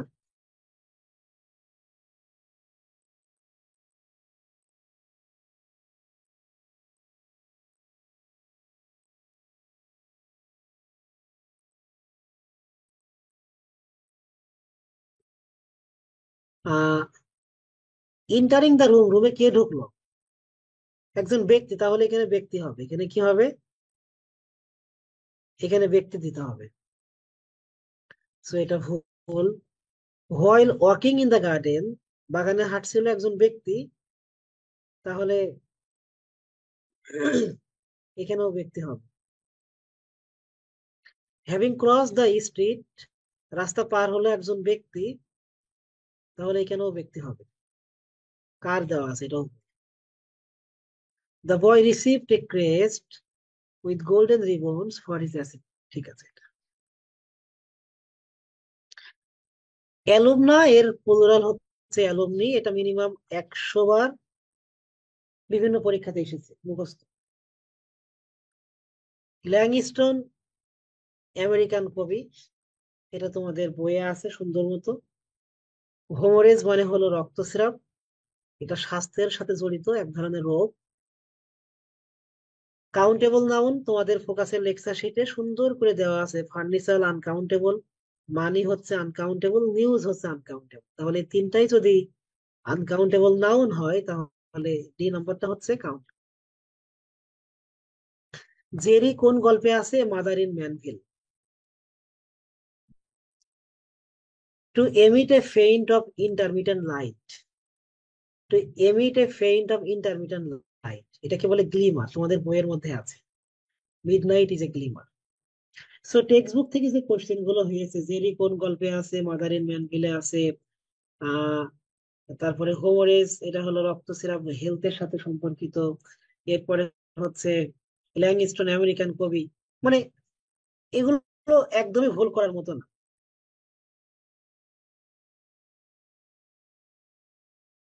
আচ্ছা, এরপরে হচ্ছে আমরা আহ, এটা হলো 2022-23, মানে গত বছরের আগের বছরের কোশ্চেন, সেটা আমরা একটু দেখে আসি কেমন ছিল। প্রথমেই প্যাসেজ আছে একটা passage, children's right to education is widely recognised today as a fundamental human right. বাচ্চাদের অধিকার, children's right to education is widely recognised today as a fundamental human right. বাচ্চাদের আহ, শিক্ষার যে অধিকারটা, রাইট টু এডুকেশন, এটা হলো একদম ফান্ডামেন্টাল বেসিক মৌলমানবিক মানব অধিকার। আমি দুই মাসে গত 2 মাসে 1, 2, 3, 4, 5, 6, 7, 8 বার বিমানে উঠছি আর কি গত 2 মাসে। তো এর মধ্যে আমেরিকান জেট ব্লুতে উঠছি একবার, কাতার এয়ারলাইন্সে উঠছি 4 বার, এমিরেটসে উঠছি 2 বার, আর বাংলাদেশ বিমানে উঠছি একবার। তো এর মধ্যে আমি যে জন্য বলছি আর কি, যে আমি যখন, আমার পাশে একটা বাচ্চা ছিল, তো জেট বলো বাংলাদেশ বিমান এগুলো বাচ্চাদের কোনো ধরনের কেয়ার নেই, কিন্তু যখন কাতার এয়ারলাইন্স এবং এমিরেটসে উঠলাম, প্লেন ছাড়ার আগেই এক মনে করো যে বস্তা বলা যায় আর কি, খেলনা এনে বাচ্চাকে দিল, বই দিল পড়ার জন্য, পিকচার দিল, কলম দিল, খাতা দিল ছবি আঁকার জন্য, এবং বাচ্চার খাবার দিয়ে গেল মনে করো। মানে এই যে বাচ্চার প্রতি যে কেয়ার, আমি এমিরেটস এবং কাতার এয়ারলাইন্সে দেখলাম প্লেন ছাড়ার আগেই বাচ্চার খেলনা, তার আঁকাআঁকি করার জন্য খাতা কলম বই, তার খাবার সব দিয়ে গেছে। মানে এটা ওয়েস্টার্ন কান্ট্রি গুলোতে বা যারা আসলে এখানে বাচ্চাদের অন্যরকম একটা অধিকার আছে। এরপরে children's right to education, so but the right also implies that, এই অধিকার ইমপ্লাই করে যে দ্য স্কুল দে গো, যে সমস্ত স্কুলে বাচ্চারা যায়,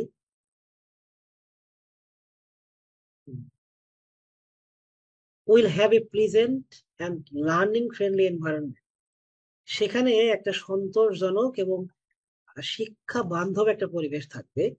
হোয়ার, যেখানে every one will have an enjoyable time, যেখানে সবাই একটা আনন্দদায়ক পরিবেশ থাকবে।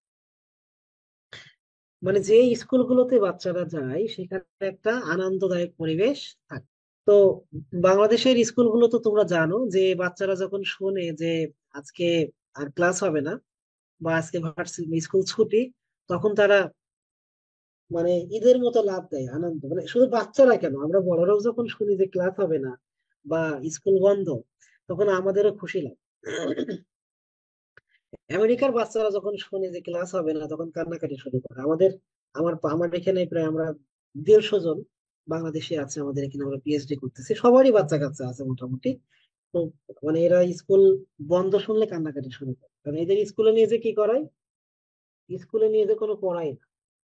প্রত্যেকটা স্কুলের সাথে সুন্দর সুন্দর পার্ক আছে, রাইড আছে, পার্কে ছেড়ে দেয়, রাইডে ছেড়ে দেয়, তারপরে খেলাধুলো করাই, গেমস খেলাই, মানে সব এইরকম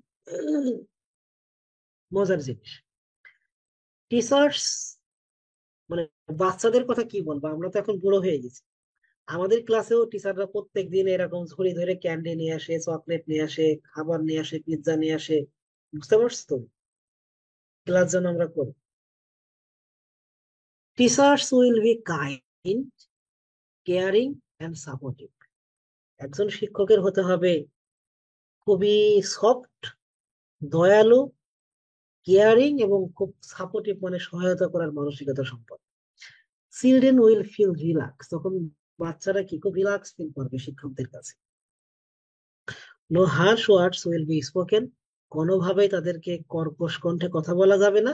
and special care will be taken of children with learning disabilities, এবং যে সমস্ত বাচ্চাদের প্রতিবন্ধী আর কি, যারা প্রতিবন্ধী বাচ্চা, তাদের ক্ষেত্রে স্পেশাল কেয়ার নিতে। বাংলাদেশের কোথাও প্রতিবন্ধীদের কোনো ব্যবস্থা নেই, কিন্তু ওয়েস্টার্ন সবগুলো কান্ট্রিতে প্রতিবন্ধীদের ব্যবস্থা আছে, স্পেশাল ব্যবস্থা আছে প্রতিবন্ধীদের। Unfortunately, is not the general picture in many school, এবং দুর্ভাগ্যজনক ভাবে মানে আহ, আমাদের অধিকাংশ স্কুলের পিকচার এরকম সুন্দর না। The system does not allow children much freedom and their special needs are often ignored। বলা হচ্ছে যে বর্তমানের যে এডুকেশন সিস্টেম তাতে হচ্ছে পৃথিবীর বিভিন্ন জায়গায় বাচ্চাদের কোনো স্বাধীনতা নেই, এবং তাদের এই স্পেশাল নিডস গুলোকে অফটেন প্রায়ই ইগনোর করা হয়। চিলড্রেন রিমেইন সাইলেন্ট, বাচ্চারা ক্লাসে চুপচাপ থাকে in the class unless their teachers ask them A question, শিক্ষকরা যতক্ষণ কোশ্চেন না করে বাচ্চারা চুপচাপ থাকে, বাধ্য স্টুডেন্টের মতো ফলো করে যায়, কোনো কোশ্চেন করে। They can not take charge of their education, তারা এই শিক্ষা থেকে কিছুই নিতে পারে না। And are encourage to be obedient listeners, এবং তাদেরকে উৎসাহিত করা হয়, এনকারেজ করা হয় অবিডাইন লিসেনার হতে। এই চুপচাপ শুনবা, একদম বাধ্যবাধকতার মতো চুপচাপ শোনা, মানে এনকারেজ টু বি অবিডাইন্ট লিসেন, তাদেরকে উৎসাহিত করা হয় বাধ্য শিক্ষার্থীর মতো, মানে বাধ্য শ্রোতা হতে। Learning is still based on the role of memorisation, এখনো শিক্ষা হলো মুখস্থ নির্ভর, মেমোরাইজেশন মানে কি মুখস্থ নির্ভর। Which does not allow students to think critically, যার ফলে আমাদের শিক্ষার্থীরা ক্রিটিক্যাল চিন্তা করতে পারে। এখানে ক্লাস 1 2 বাচ্চাদের হাতে রিমোট, কম্পিউটার, মোবাইল, হ্যাঁ, ড্রোন সবকিছু দিয়ে দিয়ে বলা হয় খোলো, খুলে ভেঙে চুরে আবার লাগানোর চেষ্টা করো। আর আমাদের দেশের এদেরকে এবিসিডি মুখস্থ করা, এরা আবিষ্কার করে আর আমাদের দেশের পোলাপানদেরকে আমরা মুখস্থ করাই যে কে আবিষ্কার করেছে, কবে আবিষ্কার করেছে, কত সালে, তার বোন নাম কি, মার নাম কি, তার টয়লেট করে দিনে কয়বার, এগুলো আমাদের পোলাপানরা মুখস্থ করে। According to the passage, students listen to teachers obediently without asking question.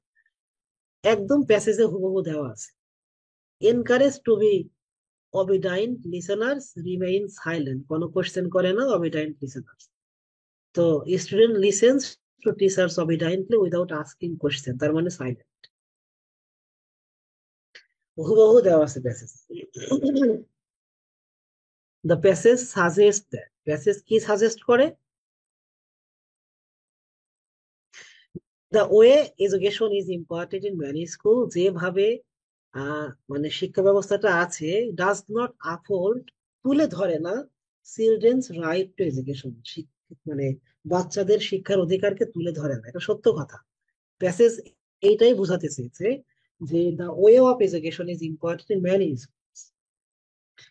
বর্তমান বিশ্বের অধিকাংশ স্কুলে যে ওয়েতে শিক্ষা দান করা হয় সেখানে বাচ্চাদের অধিকারকে ডাজ নট আপহোল্ড, তুলে ধরে না।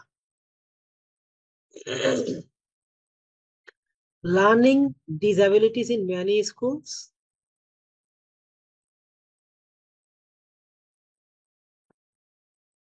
প্যাসেজে দেখো স্পষ্ট করে বলা হয়েছে যে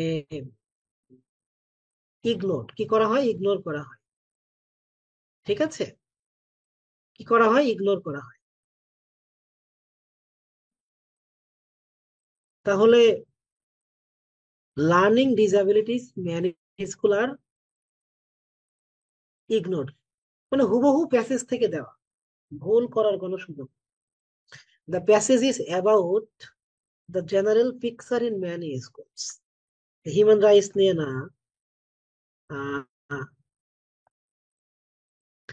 মেমোরাইজেশন নিয়ে না, শিক্ষকদের সমস্যা নিয়েও না, general picture in many school, ভুল করার কোনো সুযোগ নেই। মেমোরাইজেশন মানে কি, দ্য প্রসেস মানে পদ্ধতি of committing something to memory, স্মৃতিতে কোনো কিছু ধারণ করার পদ্ধতিকে বলা হয় মেমোরাইজেশন। এটা একবারে কমন সেন্স। দুঃখজনক আমি কারোর কারোর কমেন্ট দেখতে পাচ্ছি না, তোমরা অনেক কমেন্ট করতেছো। কুতুব তুমি কি ঠিক করতে পারলা বিষয়টা?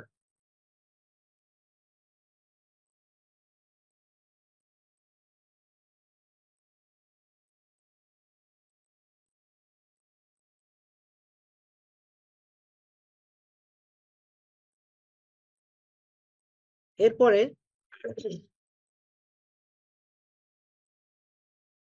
দেখো, which of the following sentence is correct, গুচ্ছর যে কোশ্চেন আসে তাতে 35টার মধ্যে 35টাই সঠিক হওয়ার কথা, তোমাদের একটাও ভুল করার মতো প্রশ্ন আসে না, একটাও না, একটা কোশ্চেনও পাই না আমি ভুল করার। Which of the following sentence is correct, কোনটি সঠিক? অল দ্য ফার্নিচার, তোমরা জানো যে ফার্নিচার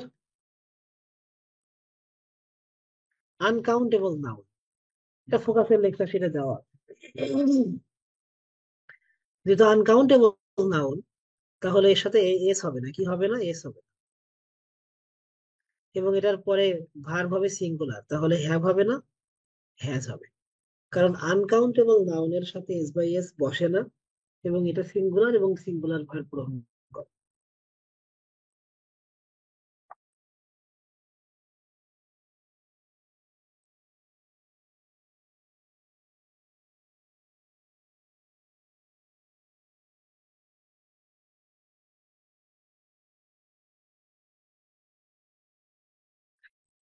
আচ্ছা, এরপরে 7 নম্বর কোশ্চেন দেখো, অ্যাজ ওয়েল অ্যাজ। আমরা জানি যে অ্যাজ ওয়েল অ্যাজ এর ক্ষেত্রে প্রথম সাবজেক্ট অনুযায়ী ভার্ব হবে, তো প্রথম সাবজেক্ট হলো দা মেয়র, তাহলে এখানে আর হবে না, ইজ হবে। নেইদার থাকলে ভার্ব হয় সিঙ্গুলার, তাহলে এখানে আর হবে না, ইজ হবে। দা নাম্বার থাকলে ভার্ব হবে সিঙ্গুলার, তাহলে এখানে গ্রো হবে না, গ্রোজ হবে। তারপরে ফ্রাকশনের ক্ষেত্রে ফরেস্ট হচ্ছে সিঙ্গুলার, ওয়াজ হচ্ছে সিঙ্গুলার, তাহলে ঠিক আছে। এটা তোমাদের টেক্সট বুকের একটা লাইন, হুবহু line, if you practised a lot you could be a good cricketer. তোমাদের টেক্সট বুকের একটা হুবহু লাইন এটা। আবার তোমরা এটাকে কন্ডিশনালের নিয়ম অনুযায়ীও সলভ করতে পারো। যেটা হলো V2, তাহলে এখানে subject plus could plus V1 হবে। এভাবেও সলভ করতে পারো। Neptune is an extremely cold planet. তো তোমরা জানো যে এটা হলো পজিটিভ এগ্রিমেন্ট।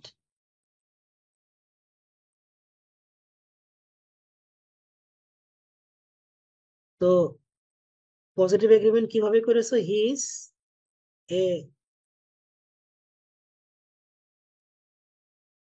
দালাল, আমি এটাকে সাকিব।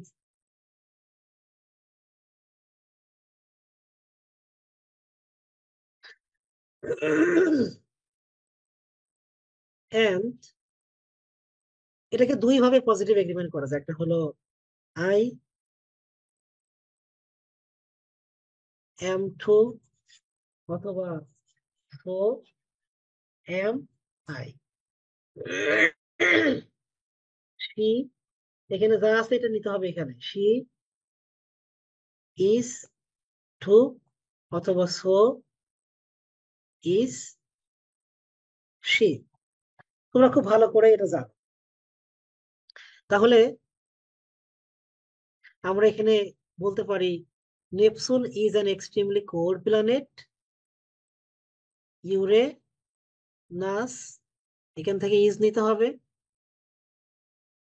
ইজ টু, অথবা so is Uranus.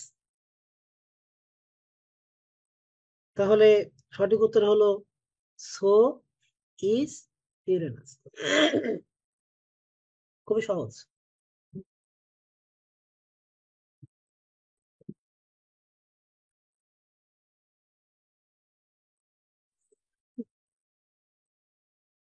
Ten men died in accident as a car and a bus dash last evening. Last evening, তোমরা জানো ago, last, yesterday, এগুলো থাকলে ভার্বের V2 হয়, পাস্ট টেন্স, তাহলে কোলাইডেড, V2। একেবারে টেন্সের রুলস মুখস্থ। তারপরে তোমরা জানো যে positive verb make, let plus object plus ভার্বের V1, সবাই জানো। Make, let plus object plus V1, তাহলে এখানে লেট স্টুডেন্ট হলো অবজেক্ট প্লাস V1। ঠিক। আমি তোমাদেরকে যে জন্য বলছি যে 35টাই সঠিক হইতে হবে, এতটা ইজি কোশ্চেন। তারপরে তোমরা সিন্সের নিয়ম তোমরা ফোকাসের লেকচার শিটে পড়েছো, তিনটা আছে। একটা হলো present indie plus since plus past indie. দুই, প্রেজেন্ট পারফেক্ট প্লাস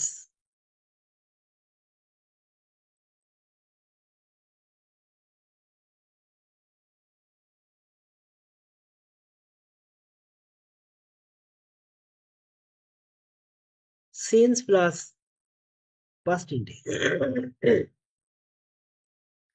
এরপরে past indie plus since plus past perfect, এই তিনটা হচ্ছে রুলস। তো সিন্স এর আগে যদি প্রেজেন্ট ইনডিফিনাইট টেন্স হয় পরে হবে পাস্ট ইনডিফিনাইট টেন্স, সিন্স এর আগে যদি প্রেজেন্ট পারফেক্ট হয় পরে হবে পাস্ট ইনডি, সিন্স এর আগে পাস্ট ইনডি হলে পরে হবে পাস্ট পারফেক্ট। তাহলে আমরা দেখতে পাচ্ছি সিন্স এর পরে আছে ভি2, পাস্ট ইনডি আছে, তার মানে এই পাশে প্রেজেন্ট ইনডি অথবা প্রেজেন্ট পারফেক্ট হবে। তো 10 years হ্যাভ পাস্ট এটা দিলে প্রেজেন্ট পারফেক্ট হয়ে যায়। ওই সিম, সিম, এগ্রি, প্ল্যান, নিড, এরকম অনেকগুলো ভার্ব আছে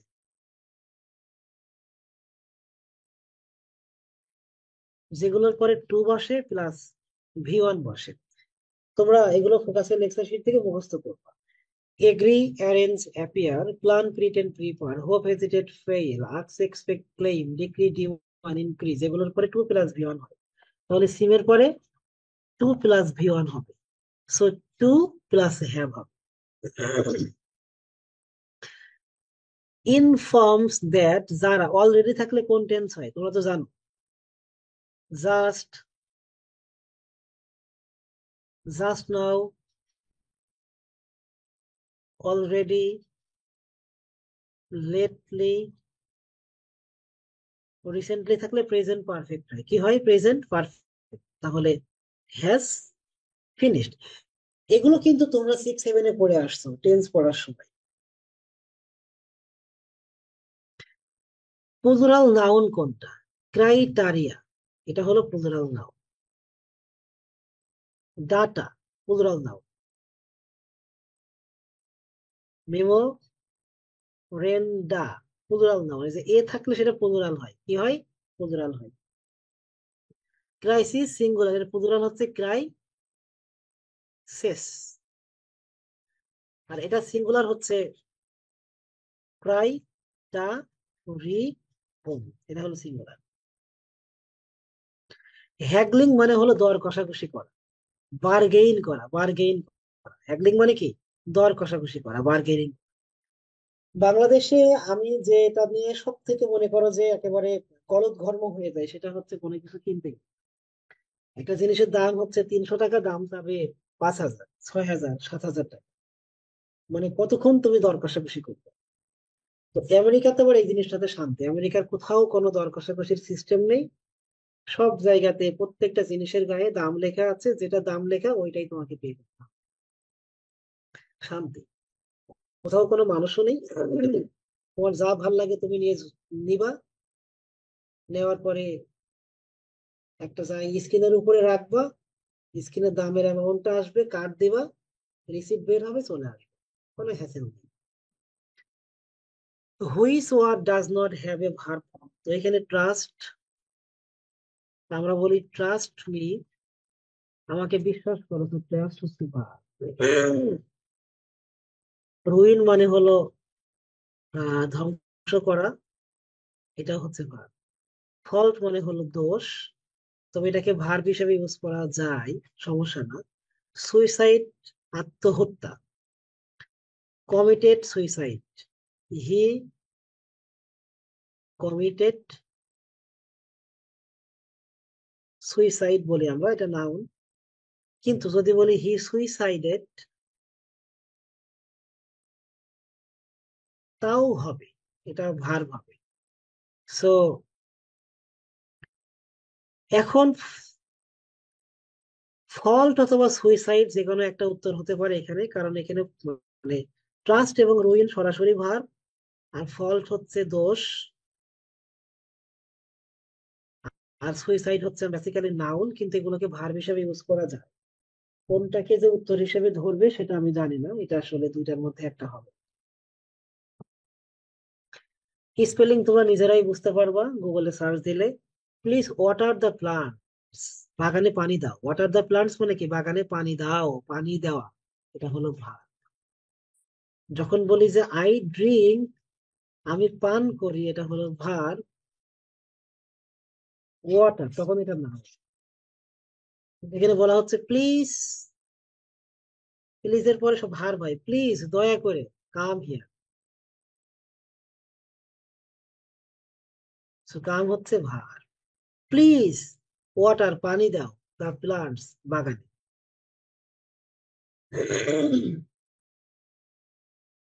ইন মাই অ্যাবসেন্স, যখন আমি না থাকি। তোমাদের আজকে ক্লাস নিতে যে আমার অনেক বড় একটা ক্ষতি হয়ে গেছে। আমি 2023 সালের জুলাই মাসে জমির জন্য আবেদন করছিলাম, তো আমাদের ভার্সিটি থেকে জমি দেয় চাষ করার জন্য। তো 2023-এর জুলাই মাসে জমির জন্য আবেদন করছিলাম, আমাকে হঠাৎ করে পরশু দিন আমাকে মেইল দিয়েছে যে আজকে সকাল 10টায় জমি দিবে। সকাল 10টায় যদি আমি হাজির না হই তাহলে জমি আমি পাবো। এখন তোমাদের এই ক্লাসটা শিডিউল হয়ে গেছে, হয় আমার ক্লাস ক্যান্সেল করতে হবে, না হলে জমি ক্যান্সেল করতে হবে। তো আমি তোমাদের ক্লাস নিতে আসছি এবং আমি জমিটা হারাইলাম আর কি। 1 বছর ধরে ওয়েট করেছিলাম যে জমি দিবে, চাষবাস করব, শাকসবজি লাগাবো এবং খাবো। এখানে তো দেশি জিনিস খুব একটা পাওয়া যায় না। বাট তোমাদের ক্লাস নিতে যেয়ে জমিটা হারাইলাম আজকে। ওকে, ডাজেন্ট ম্যাটার, তকদিরে ছিল না, আবার হয়তো পরে পাবো। We ought to improve the condition of those who feel downtrodden. আচ্ছা, এই ফিল হচ্ছে ভার্ব অফ সেন্স, এটাকে বলা হয় ভার্ব অফ সেন্স, অনুভব করা। হ্যাঁ, স্মেল, ঘ্রাণ নেওয়া, ফিল, এগুলো হলো ভার্ব অফ সেন্স। এগুলোর পরে অ্যাডজেক্টিভ বসে। জাস্ট মুখস্থ, রুলস গুলো মুখস্থ, তাহলে এটা চোখ বুঝে অ্যাডজেক্টিভ দিতে হবে।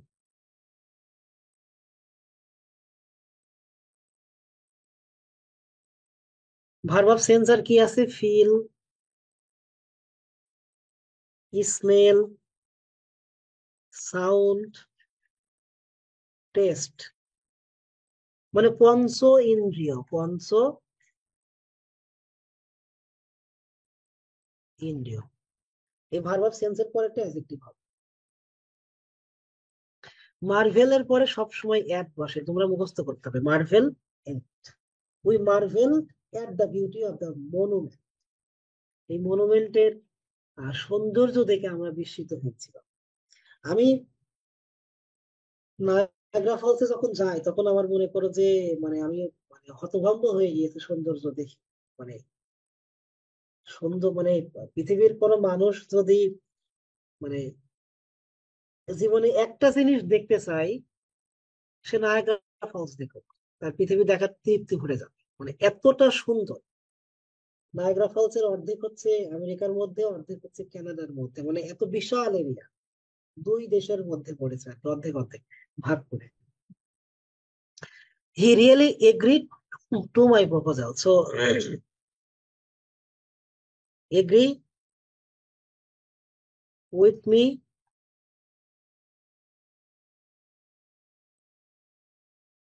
একটা সেন্টেন্স মুখস্থ করবো। He agrees with me on this point to my proposal. এই লাইনটা মুখস্থ করবা, সারা জীবনে ভুল হবে না। সো ব্যক্তির সাথে এগ্রি করলে উইথ, কোন পয়েন্টে এগ্রি করলে অন, প্রপোজালে এগ্রি করলে to. He agrees with me on this point to my proposal. Just এই লাইনটা মুখস্থ করলেই সারা জীবনের জন্য হয়ে যাবে। This beautiful dress comes in four colours, comes in four colours, 4টা রঙে পাওয়া যায়। Unemployed youth are more likely to get exposed. Exposed এর পরে কিন্তু টু হয়, হ্যাঁ।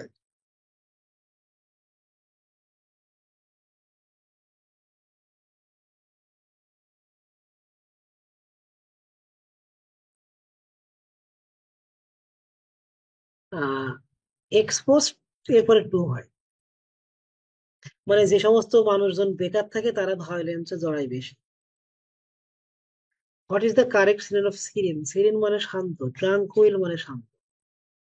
অ্যান্টোনিম, ক্রেডিবল মানে বিশ্বাসযোগ্য, ডাউটফুল মানে সন্দেহযোগ্য। দেখো এগুলো তোমাদের গুচ্ছ পরীক্ষাতে আসে, মানে এনি ক্রেডিবল সোর্স, আমরা তো বাংলা ক্রেডিবল তখন বাংলা হয়ে গেছে, যে নিউজের কোনো মানে ভেরিফাইড সোর্স অথবা ক্রেডিবল সোর্স, ক্রেডিবল অথবা ভেরিফাইড। তোমাদের বাংলাদেশে একটা গুজব আছে যে রোকন স্যার বিয়ে করেছে। হ্যাঁ, রোকন স্যারের বয়স 20 বছরের বেশি। Any credible source of this news, any verified source of that news? No. So doubtful, doubtful মানে হলো সন্দেহ, এটা অ্যান্টোনিম, বিপরীত শব্দ। Identify the clause. What he says is true. সে যা বলে তা সত্য। কি সত্য? সে যা বলে তা কি সত্য? কি দিয়ে প্রশ্ন করলে নাউন। দেখো কত সহজ। What he says is true, সে যা বলে তা সত্য। তা কি সত্য? তা কি তা সত্য। আই প্লে ফুটবল, এখানে প্লে কোন ধরনের ভার? প্রথমত এটা ফাইনাইট ভার,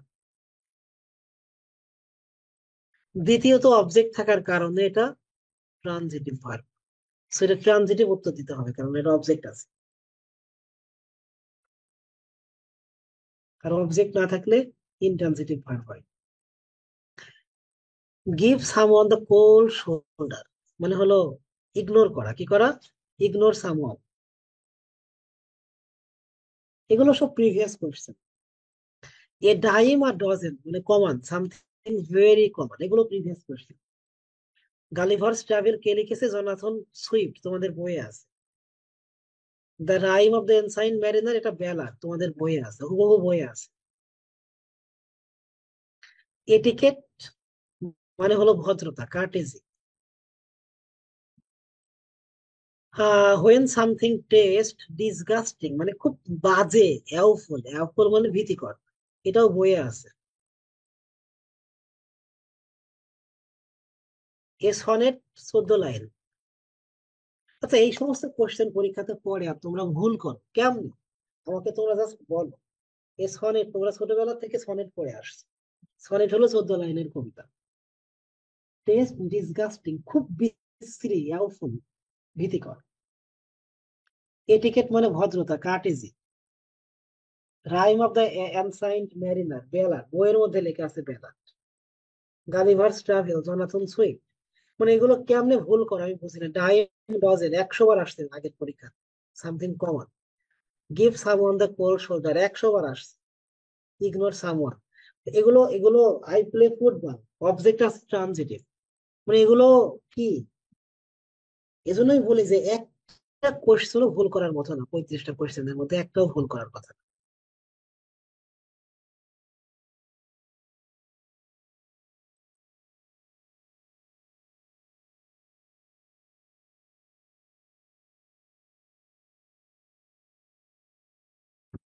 আচ্ছা, এখন আমি তোমাদেরকে কোশ্চেনের উত্তর দিব। কি পড়তে হবে, কিভাবে পড়তে হবে, কতটুকু পড়তে হবে, কোন জায়গা থেকে। আচ্ছা, প্রথম কথা, তোমরা দেখেছো যে আমাদের কোশ্চেন হয় 4টা জায়গা থেকে। একটা হচ্ছে,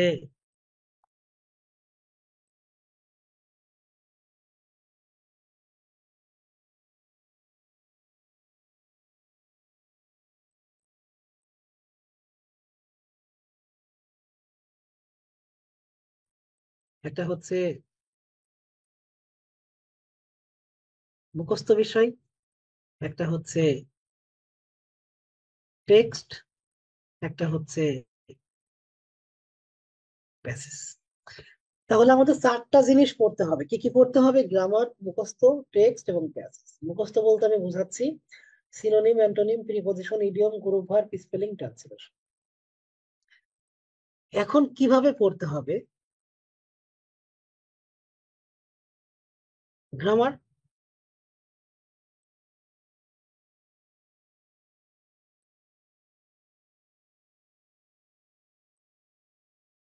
এটা 100% এনাফ, এর বাইরে তুমি কোনো দিকে তাকাবা না।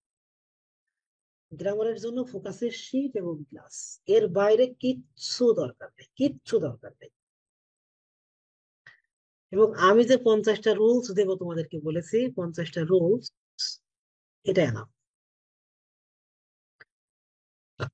কারণ তোমাদের গুচ্ছের যে কোশ্চেন, এটা জাস্ট রুলস অ্যাপ্লাই করার, কিচ্ছু না, মানে একটাও কঠিন কোশ্চেন। সো গ্রামারের জন্য তোমরা ফোকাসের শিট এবং ক্লাস 100% এনাফ। আর আমি যখন রুলস গুলো দিব নোট করে, তখন জাস্ট এই রুলস আর কিচ্ছু না, এর বাইরে কিচ্ছু লাগবে না।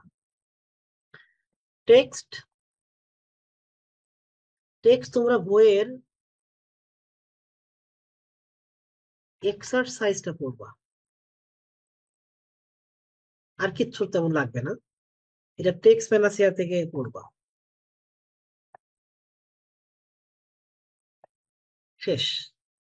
মানে এটা হলো মূল, এক্সারসাইজটা হলো মূল, তবে তোমরা টেক্সট প্যানাসিয়া থেকে মোটামুটি সবই পড়ে ফেলবা বই থেকে। প্যাসেজ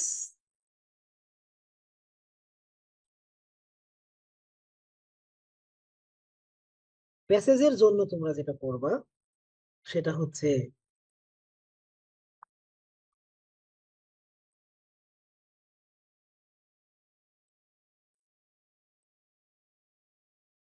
প্যাসেজের উপরে আমি ক্লাস নেব, আমার এই একটা ক্লাস তোমাদের জন্য 100% এনাফ।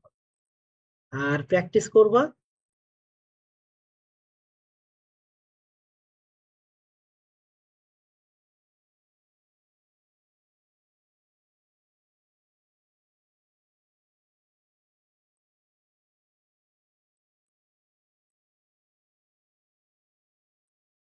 সো প্যাসেজের জন্য তোমরা আমার ক্লাসটা করবা, আমি একটা ক্লাস নিব তোমাদের সময় নিয়ে। দ্যাটস এনাফ, একটা কোশ্চেনও ভুল হবে না তোমাদের প্যাসেজে। আর প্যাসেজ প্র্যাকটিস করবো বিগত বছরে যা এসেছে ঢাকা ভার্সিটি গুচ্ছ সহ বিভিন্ন ভার্সিটিতে যে প্যাসেজ অলরেডি এসেছে সেগুলো প্র্যাকটিস করবো কোশ্চেন ব্যাংক থেকে, তাহলে গ্রামার হয়ে গেল, টেক্সট হয়ে গেল, প্যাসেজ হয়ে গেল। এবার থেকে মুখস্থ। তো মুখস্থর জন্য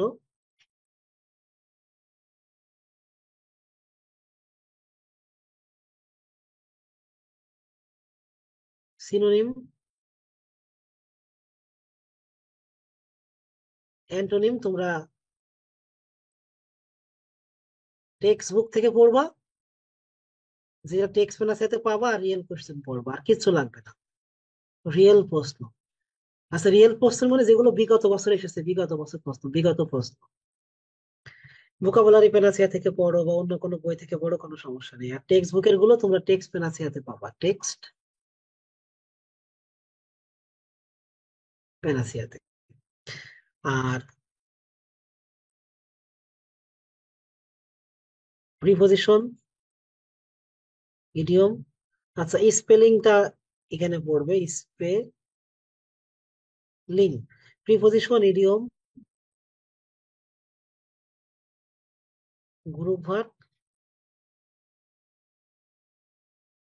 ট্রান্সলেশন। জাস্ট রিয়েল কোশ্চেন, আর কিছু লাগবে না, রিয়েল কোশ্চেন, রিয়েল প্রশ্ন। আর কেউ চাইলে পিসি দাস করতে পারো। এই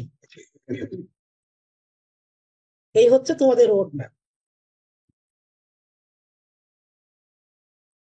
কি পড়তে হবে, কিভাবে পড়তে হবে, কতটুকু পড়বে, কোন জায়গা থেকে পড়তে হবে, গ্রামার, টেক্সট, প্যাসেজ এবং মুখস্থ। 1 মাস লাগবে তোমাদের, এর বাইরে কিছু না। এবার আসলে সাবজেক্ট গুরুত্বপূর্ণ নাকি ভার্সিটি গুরুত্বপূর্ণ, কোনটা গুরুত্বপূর্ণ বেশি, কোনটা বেশি গুরুত্বপূর্ণ, সাবজেক্ট নাকি ভার্সিটি? এর উত্তর কি হবে? উত্তর অবশ্যই সাবজেক্ট, 100% সাবজেক্ট। তোমাদেরকে আমি একটু বলি, ভার্সিটিতে ভর্তি হওয়ার পরে তোমাদের যে অনুভূতি, আর অনার্স শেষ করার পরের অনুভূতি এক হবে। তুমি যখন পড়াশোনা শেষ করবে তখন তোমার কাছে চাকরিটা হলো মুখ্য বিষয়। আজকে ঢাকা ভার্সিটি যে ভিসি হলো, সে কোন জায়গায় পড়াশোনা করেছে? ঢাকা ভার্সিটিতে? সে ঢাকা ভার্সিটিতে চান্স পায় নাই, জাহাঙ্গীরনগর ভার্সিটিতেও চান্স পায় নাই, রাজশাহী ভার্সিটিতেও চান্স পায়। আজকের যিনি ভিসি সে চিটাগাং ভার্সিটিতে চান্স পেয়েছিল, চিটাগাং ভার্সিটিতে পড়েছিল, ঢাকা ভার্সিটির ছাত্রই না। কিন্তু সে এখন ঢাকা ভার্সিটির ভিসি হয়েছে। বিষয়টা খুবই গুরুত্বপূর্ণ। আমি এমনও মানুষকে চিনি যারা জাতীয় বিশ্ববিদ্যালয়ে পড়াশোনা করেছে, বাট সামনে কোনো না কোনো বাংলাদেশের ভার্সিটির ভিসি হবে। তো সাবজেক্ট ইজ মোর ইম্পর্টেন্ট। তো তুমি যখন ঢাকা ভার্সিটিতে ভর্তি হবা, যে কোনো সাবজেক্টে, ভালো সাবজেক্ট না হলে তুমি ভাব নিয়ে বেড়াইতে পারবো ঢাকা ভার্সিটিতে পড়ে। Eden college, Badrunnesa, home economics কলেজের মেয়েদের সাথে ধোঁয়ায় প্রেম করতে পারবে, ঢাকা ভার্সিটির মেয়েদের সাথে পারবা সাবজেক্ট খারাপ হইলে। বাট দিন শেষে পড়াশোনা শেষ করে কিছুই করতে পারবো। আমি 2011 সালে ঢাকা ভার্সিটিতে ভর্তি হই, ভর্তি পরীক্ষাতে অষ্টম হই। আমার একজন ফ্রেন্ড, সে অন্য ভার্সিটিতে ভালো ভালো সাবজেক্ট পেতো, ইকোনমিক্স ল পেতো, কিন্তু না, তার ঢাকা ভার্সিটিতে পড়ি এই ভাব নেওয়া লাগবে। তার ঢাকা ভার্সিটিতে পজিশন ছিল 2200+, তো সে উর্দুতে ভর্তি হলো। আবার আমার আরেকটা ফ্রেন্ড ছিল আরমান নামে, সে ঢাকা ভার্সিটিতে 600তম হয়েছিল। 600তম মানে সে ইংরেজি পেতো, মানে ইকোনমিক্স এবং ল বাদে সবই পেত, কিন্তু সে রাজশাহী ভার্সিটিতে আইনে ভর্তি হলো। এখন এই যে আহ উর্দু, যে নাম না বলি, সে কোথাও চান্স পায় নাই, গ্রামে আছে, মানে কোনো জব হয় নাই, গ্রামে আছে, আরএফএল এর মালামাল ডেলিভারি দিয়ে বেড়ায় দোকানে দোকানে, ঠিক আছে, হকারি করে বেড়ায়। আর যে আরমান আইনে পড়ছিল, আরমান হচ্ছে প্রথমবারেই জাজ হয়ে গেছে। এখন সে জাজ একটা, মানে বিচারপতি সে এখন। একইভাবে আমাদের এক বড় ভাই ছিল, দেলোয়ার ভাই, সে ঢাকা ভার্সিটিতে ভালো পজিশন ছিল, কিন্তু ইকোনমিক্স ল পায় নাই, পরবর্তীতে অন্য একটা ভার্সিটিতে, তোমাদের গুসের একটা ভার্সিটিতে আইনে পড়ে সে এখন জাজ। আমার একটা স্টুডেন্ট 2016 সালে কোথাও চান্স পায় নাই, সেকেন্ড টাইমে বরিশালে ইকোনমিক্সে পড়ছে। এখন সে আমেরিকার প্রথম পাবলিক ইউনিভার্সিটি, আমেরিকার প্রথম যে পাবলিক ইউনিভার্সিটিটা প্রতিষ্ঠিত হয়, ইউনিভার্সিটি অফ জর্জিয়াতে ইকোনমিক্সে পিএইচডি করতেছে। আমার আর একজন স্টুডেন্ট, সেও কোথাও চান্স না পেয়ে সেকেন্ড টাইম তোমাদের গুসের একটা বিশ্ববিদ্যালয় ইকোনমিক্সে পড়ে এখন সে ইউনিভার্সিটি অফ, সরি, মানে ভার্জিনিয়া টেক, যেখানে ইকোনমিক্সে নোবেল পেয়েছে, সেই ভার্সিটিতে পিএইচডি করতেছে। এরকম অসংখ্য জায়গা আছে যে তুমি যদি ল অথবা ইকোনমিক্সে পড়ো, কোন ভার্সিটিতে পড়তেছো সেটা কোনো মুখ্য বিষয় না, তুমি দিন শেষে অনেক ভালো কিছু। তুমি চাকরির বাজারের দিকে তাকাবা, দেখবা বাংলাদেশ ব্যাংকের সহকারী পরিচালক নিয়োগ, খুব এলিট জব বাংলাদেশে, সুন্দর করে লিখে দিবে যে শুধুমাত্র যারা ইকোনমিক্সে পড়াশোনা করেছে তারাই পরীক্ষা দিতে পারবে, অন্য কেউ পারবে না। সিপিডি, বাংলাদেশের প্রাইভেট সেক্টরের সব থেকে এলিট জব, স্টার্টিং স্যালারি হবে 70 থেকে 80 হাজার, নিয়োগ বিজ্ঞপ্তি দেবে, সুন্দর করে লিখে দিবে শুধু ইকোনমিক্সে যারা পড়াশোনা করেছে তারাই আবেদন করতে পারবে। বাংলাদেশের একমাত্র সরকারি গবেষণা প্রতিষ্ঠান BIDS, Bangladesh institute of development studies, সরকারি প্রতিষ্ঠান, সার্কুলার দেবে চাকরির, সুন্দর করে লিখে দেবে শুধু ইকোনমিক্স যারা পড়েছে তারাই অ্যাপ্লাই করতে। ব্যাংকের বড় বড় পজিশন গুলো সার্কুলার দেবে, সুন্দর করে লিখে দেবে শুধু ইকোনমিক্স যারা পড়েছে তারাই অ্যাপ্লাই করতে পারবে। চাকরির বাজারে যে দেখবা, বড় বড় যেগুলো চাকরি সবগুলো দেখবা ইকোনমিক্স ছাড়া আর কোনো সাবজেক্টে অ্যাপ্লাই করা যাবে না। ছোটখাটো জিনিসগুলো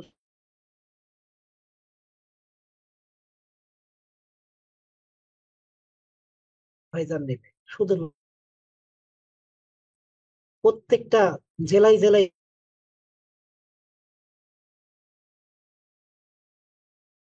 থেকে শুরু করে সব ভার্সিটিতে হতে পারবা, ইকোনমিক্স আছে শিক্ষক হতে পারবা, ইউনিভার্সিটিতে নেই। প্রাইভেট ইউনিভার্সিটিতে আর্টস এর পোলাপান ইকোনমিক্স এবং ল ছাড়া পড়ে না, so অন্য কোনো সাবজেক্টে পড়লে টিচারও হতে পারবা। ইভেন তুমি লতে পড়ে কিছু করতে না পারলে সুপ্রিম কোর্টের আইনজীবী হতে পারবা। সুপ্রিম কোর্টের অ্যাডভোকেট হতে পারবা, খুবই এলিট জব। এই জন্য ইকোনমিক্স এবং ল হচ্ছে ফ্যাক্ট। আর্টস এর বাকি সবগুলো সাবজেক্ট হচ্ছে অন অ্যাভারেজ, কিন্তু ইকোনমিক্স এবং ল হচ্ছে এলিট সাবজেক্ট। চাকরির কোনো শেষ নেই।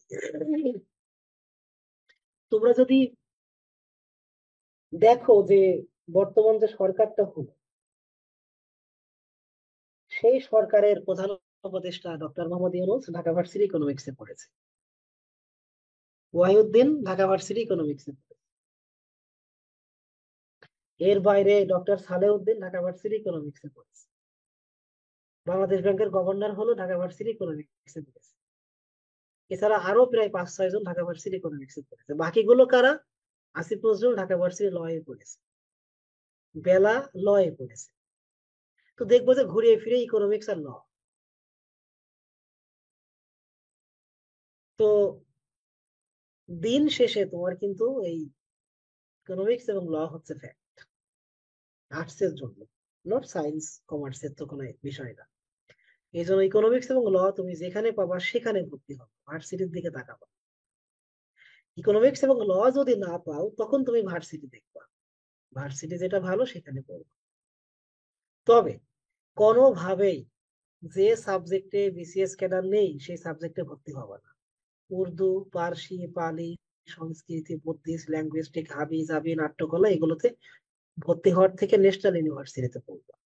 আবার পাবলিক ভার্সিটিতে লোক প্রশাসন এবং আন্তর্জাতিক সম্পর্ক এই দুইটা সাবজেক্টে ভর্তি না হওয়ার চেষ্টা করবে। এই দুইটা সাবজেক্টে কোনো চাকরির ফিল্ড নেই। এমনকি তুমি হাই স্কুলের টিচারও হতে পারবে না, কলেজের টিচারও হতে পারবে না, বিসিএস ও দিতে পারবে না, কিচ্ছু করতে পারবে না।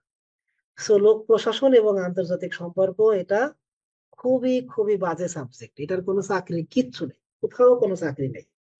বিসিএস এও শিক্ষা কেন্দ্র নেই, স্কুল কলেজের টিচার হওয়ারও সুযোগ নেই, কিচ্ছু নেই, একদম মাঠে পড়ে মারা গেল। সো হয় ইকোনমিক্স এবং ল যেখানে হবা সেখানে চোখ বুঝে ভর্তি হবা, অথবা বিসিএস এর শিক্ষা ক্যাডার আছে সেগুলো সাবজেক্টে ভর্তি হবা। ইংরেজি, বাংলা, রাষ্ট্রবিজ্ঞান, সমাজবিজ্ঞান, তারপরে ভূগোল, দর্শন, ইতিহাস, ইসলাম শিক্ষা, ইসলামের ইতিহাস, নৃবিজ্ঞান, মনোবিজ্ঞান এগুলোতে হবা, এর বাইরে না। সো আশা করি তোমরা সবাই বুঝতে পেরেছো। এবং আমি গত 2 বছরের গুচ্ছের কোশ্চেন সমাধান করলাম, আহ, এবং গত 2 বছরের যে 35-35টা করে কোশ্চেন হয়েছে, আমার মনে হয় যে একটা কোশ্চেন একটা কোশ্চেন ভুল করার মতো ছিল না, একটা কোশ্চেনও ভুল করার মতো ছিল না। ক্লাস আজকের মতো এখানে শেষ করছি। আহ তোমাদের সাথে আবার দেখা হবে ইনশাল্লাহ, তোমাদের এই পুরো কোচিং এর মৌসুম জুড়ে আমি সাধ্যমতো তোমাদের সাথে থাকার চেষ্টা করবো ইনশাল্লাহ। যখনই সুযোগ পাই তোমাদের সাথেই থাকবো। আর তোমরাও তোমাদের যে কোনো সমস্যা, যে কোনো প্রয়োজনে আমার সাথে যোগাযোগ করবো, কোনো সমস্যা নেই। ক্লাসের মধ্যে কথা বলবা, একদম ফ্রাঙ্কলি কথা বলবা, মানে ফ্রেন্ডলি কথাবার্তা বলবা। কারণ তোমাদের এখন লাস্ট সুযোগ, এটাই তোমাদের শেষ সুযোগ। এই সুযোগটা কোনোভাবেই হাতছাড়া করা যাবে না। সবাই ভালো থেকো। ইনশাল্লাহ আবার দেখা হবে। আসসালামু আলাইকুম রহমতুল্লাহ।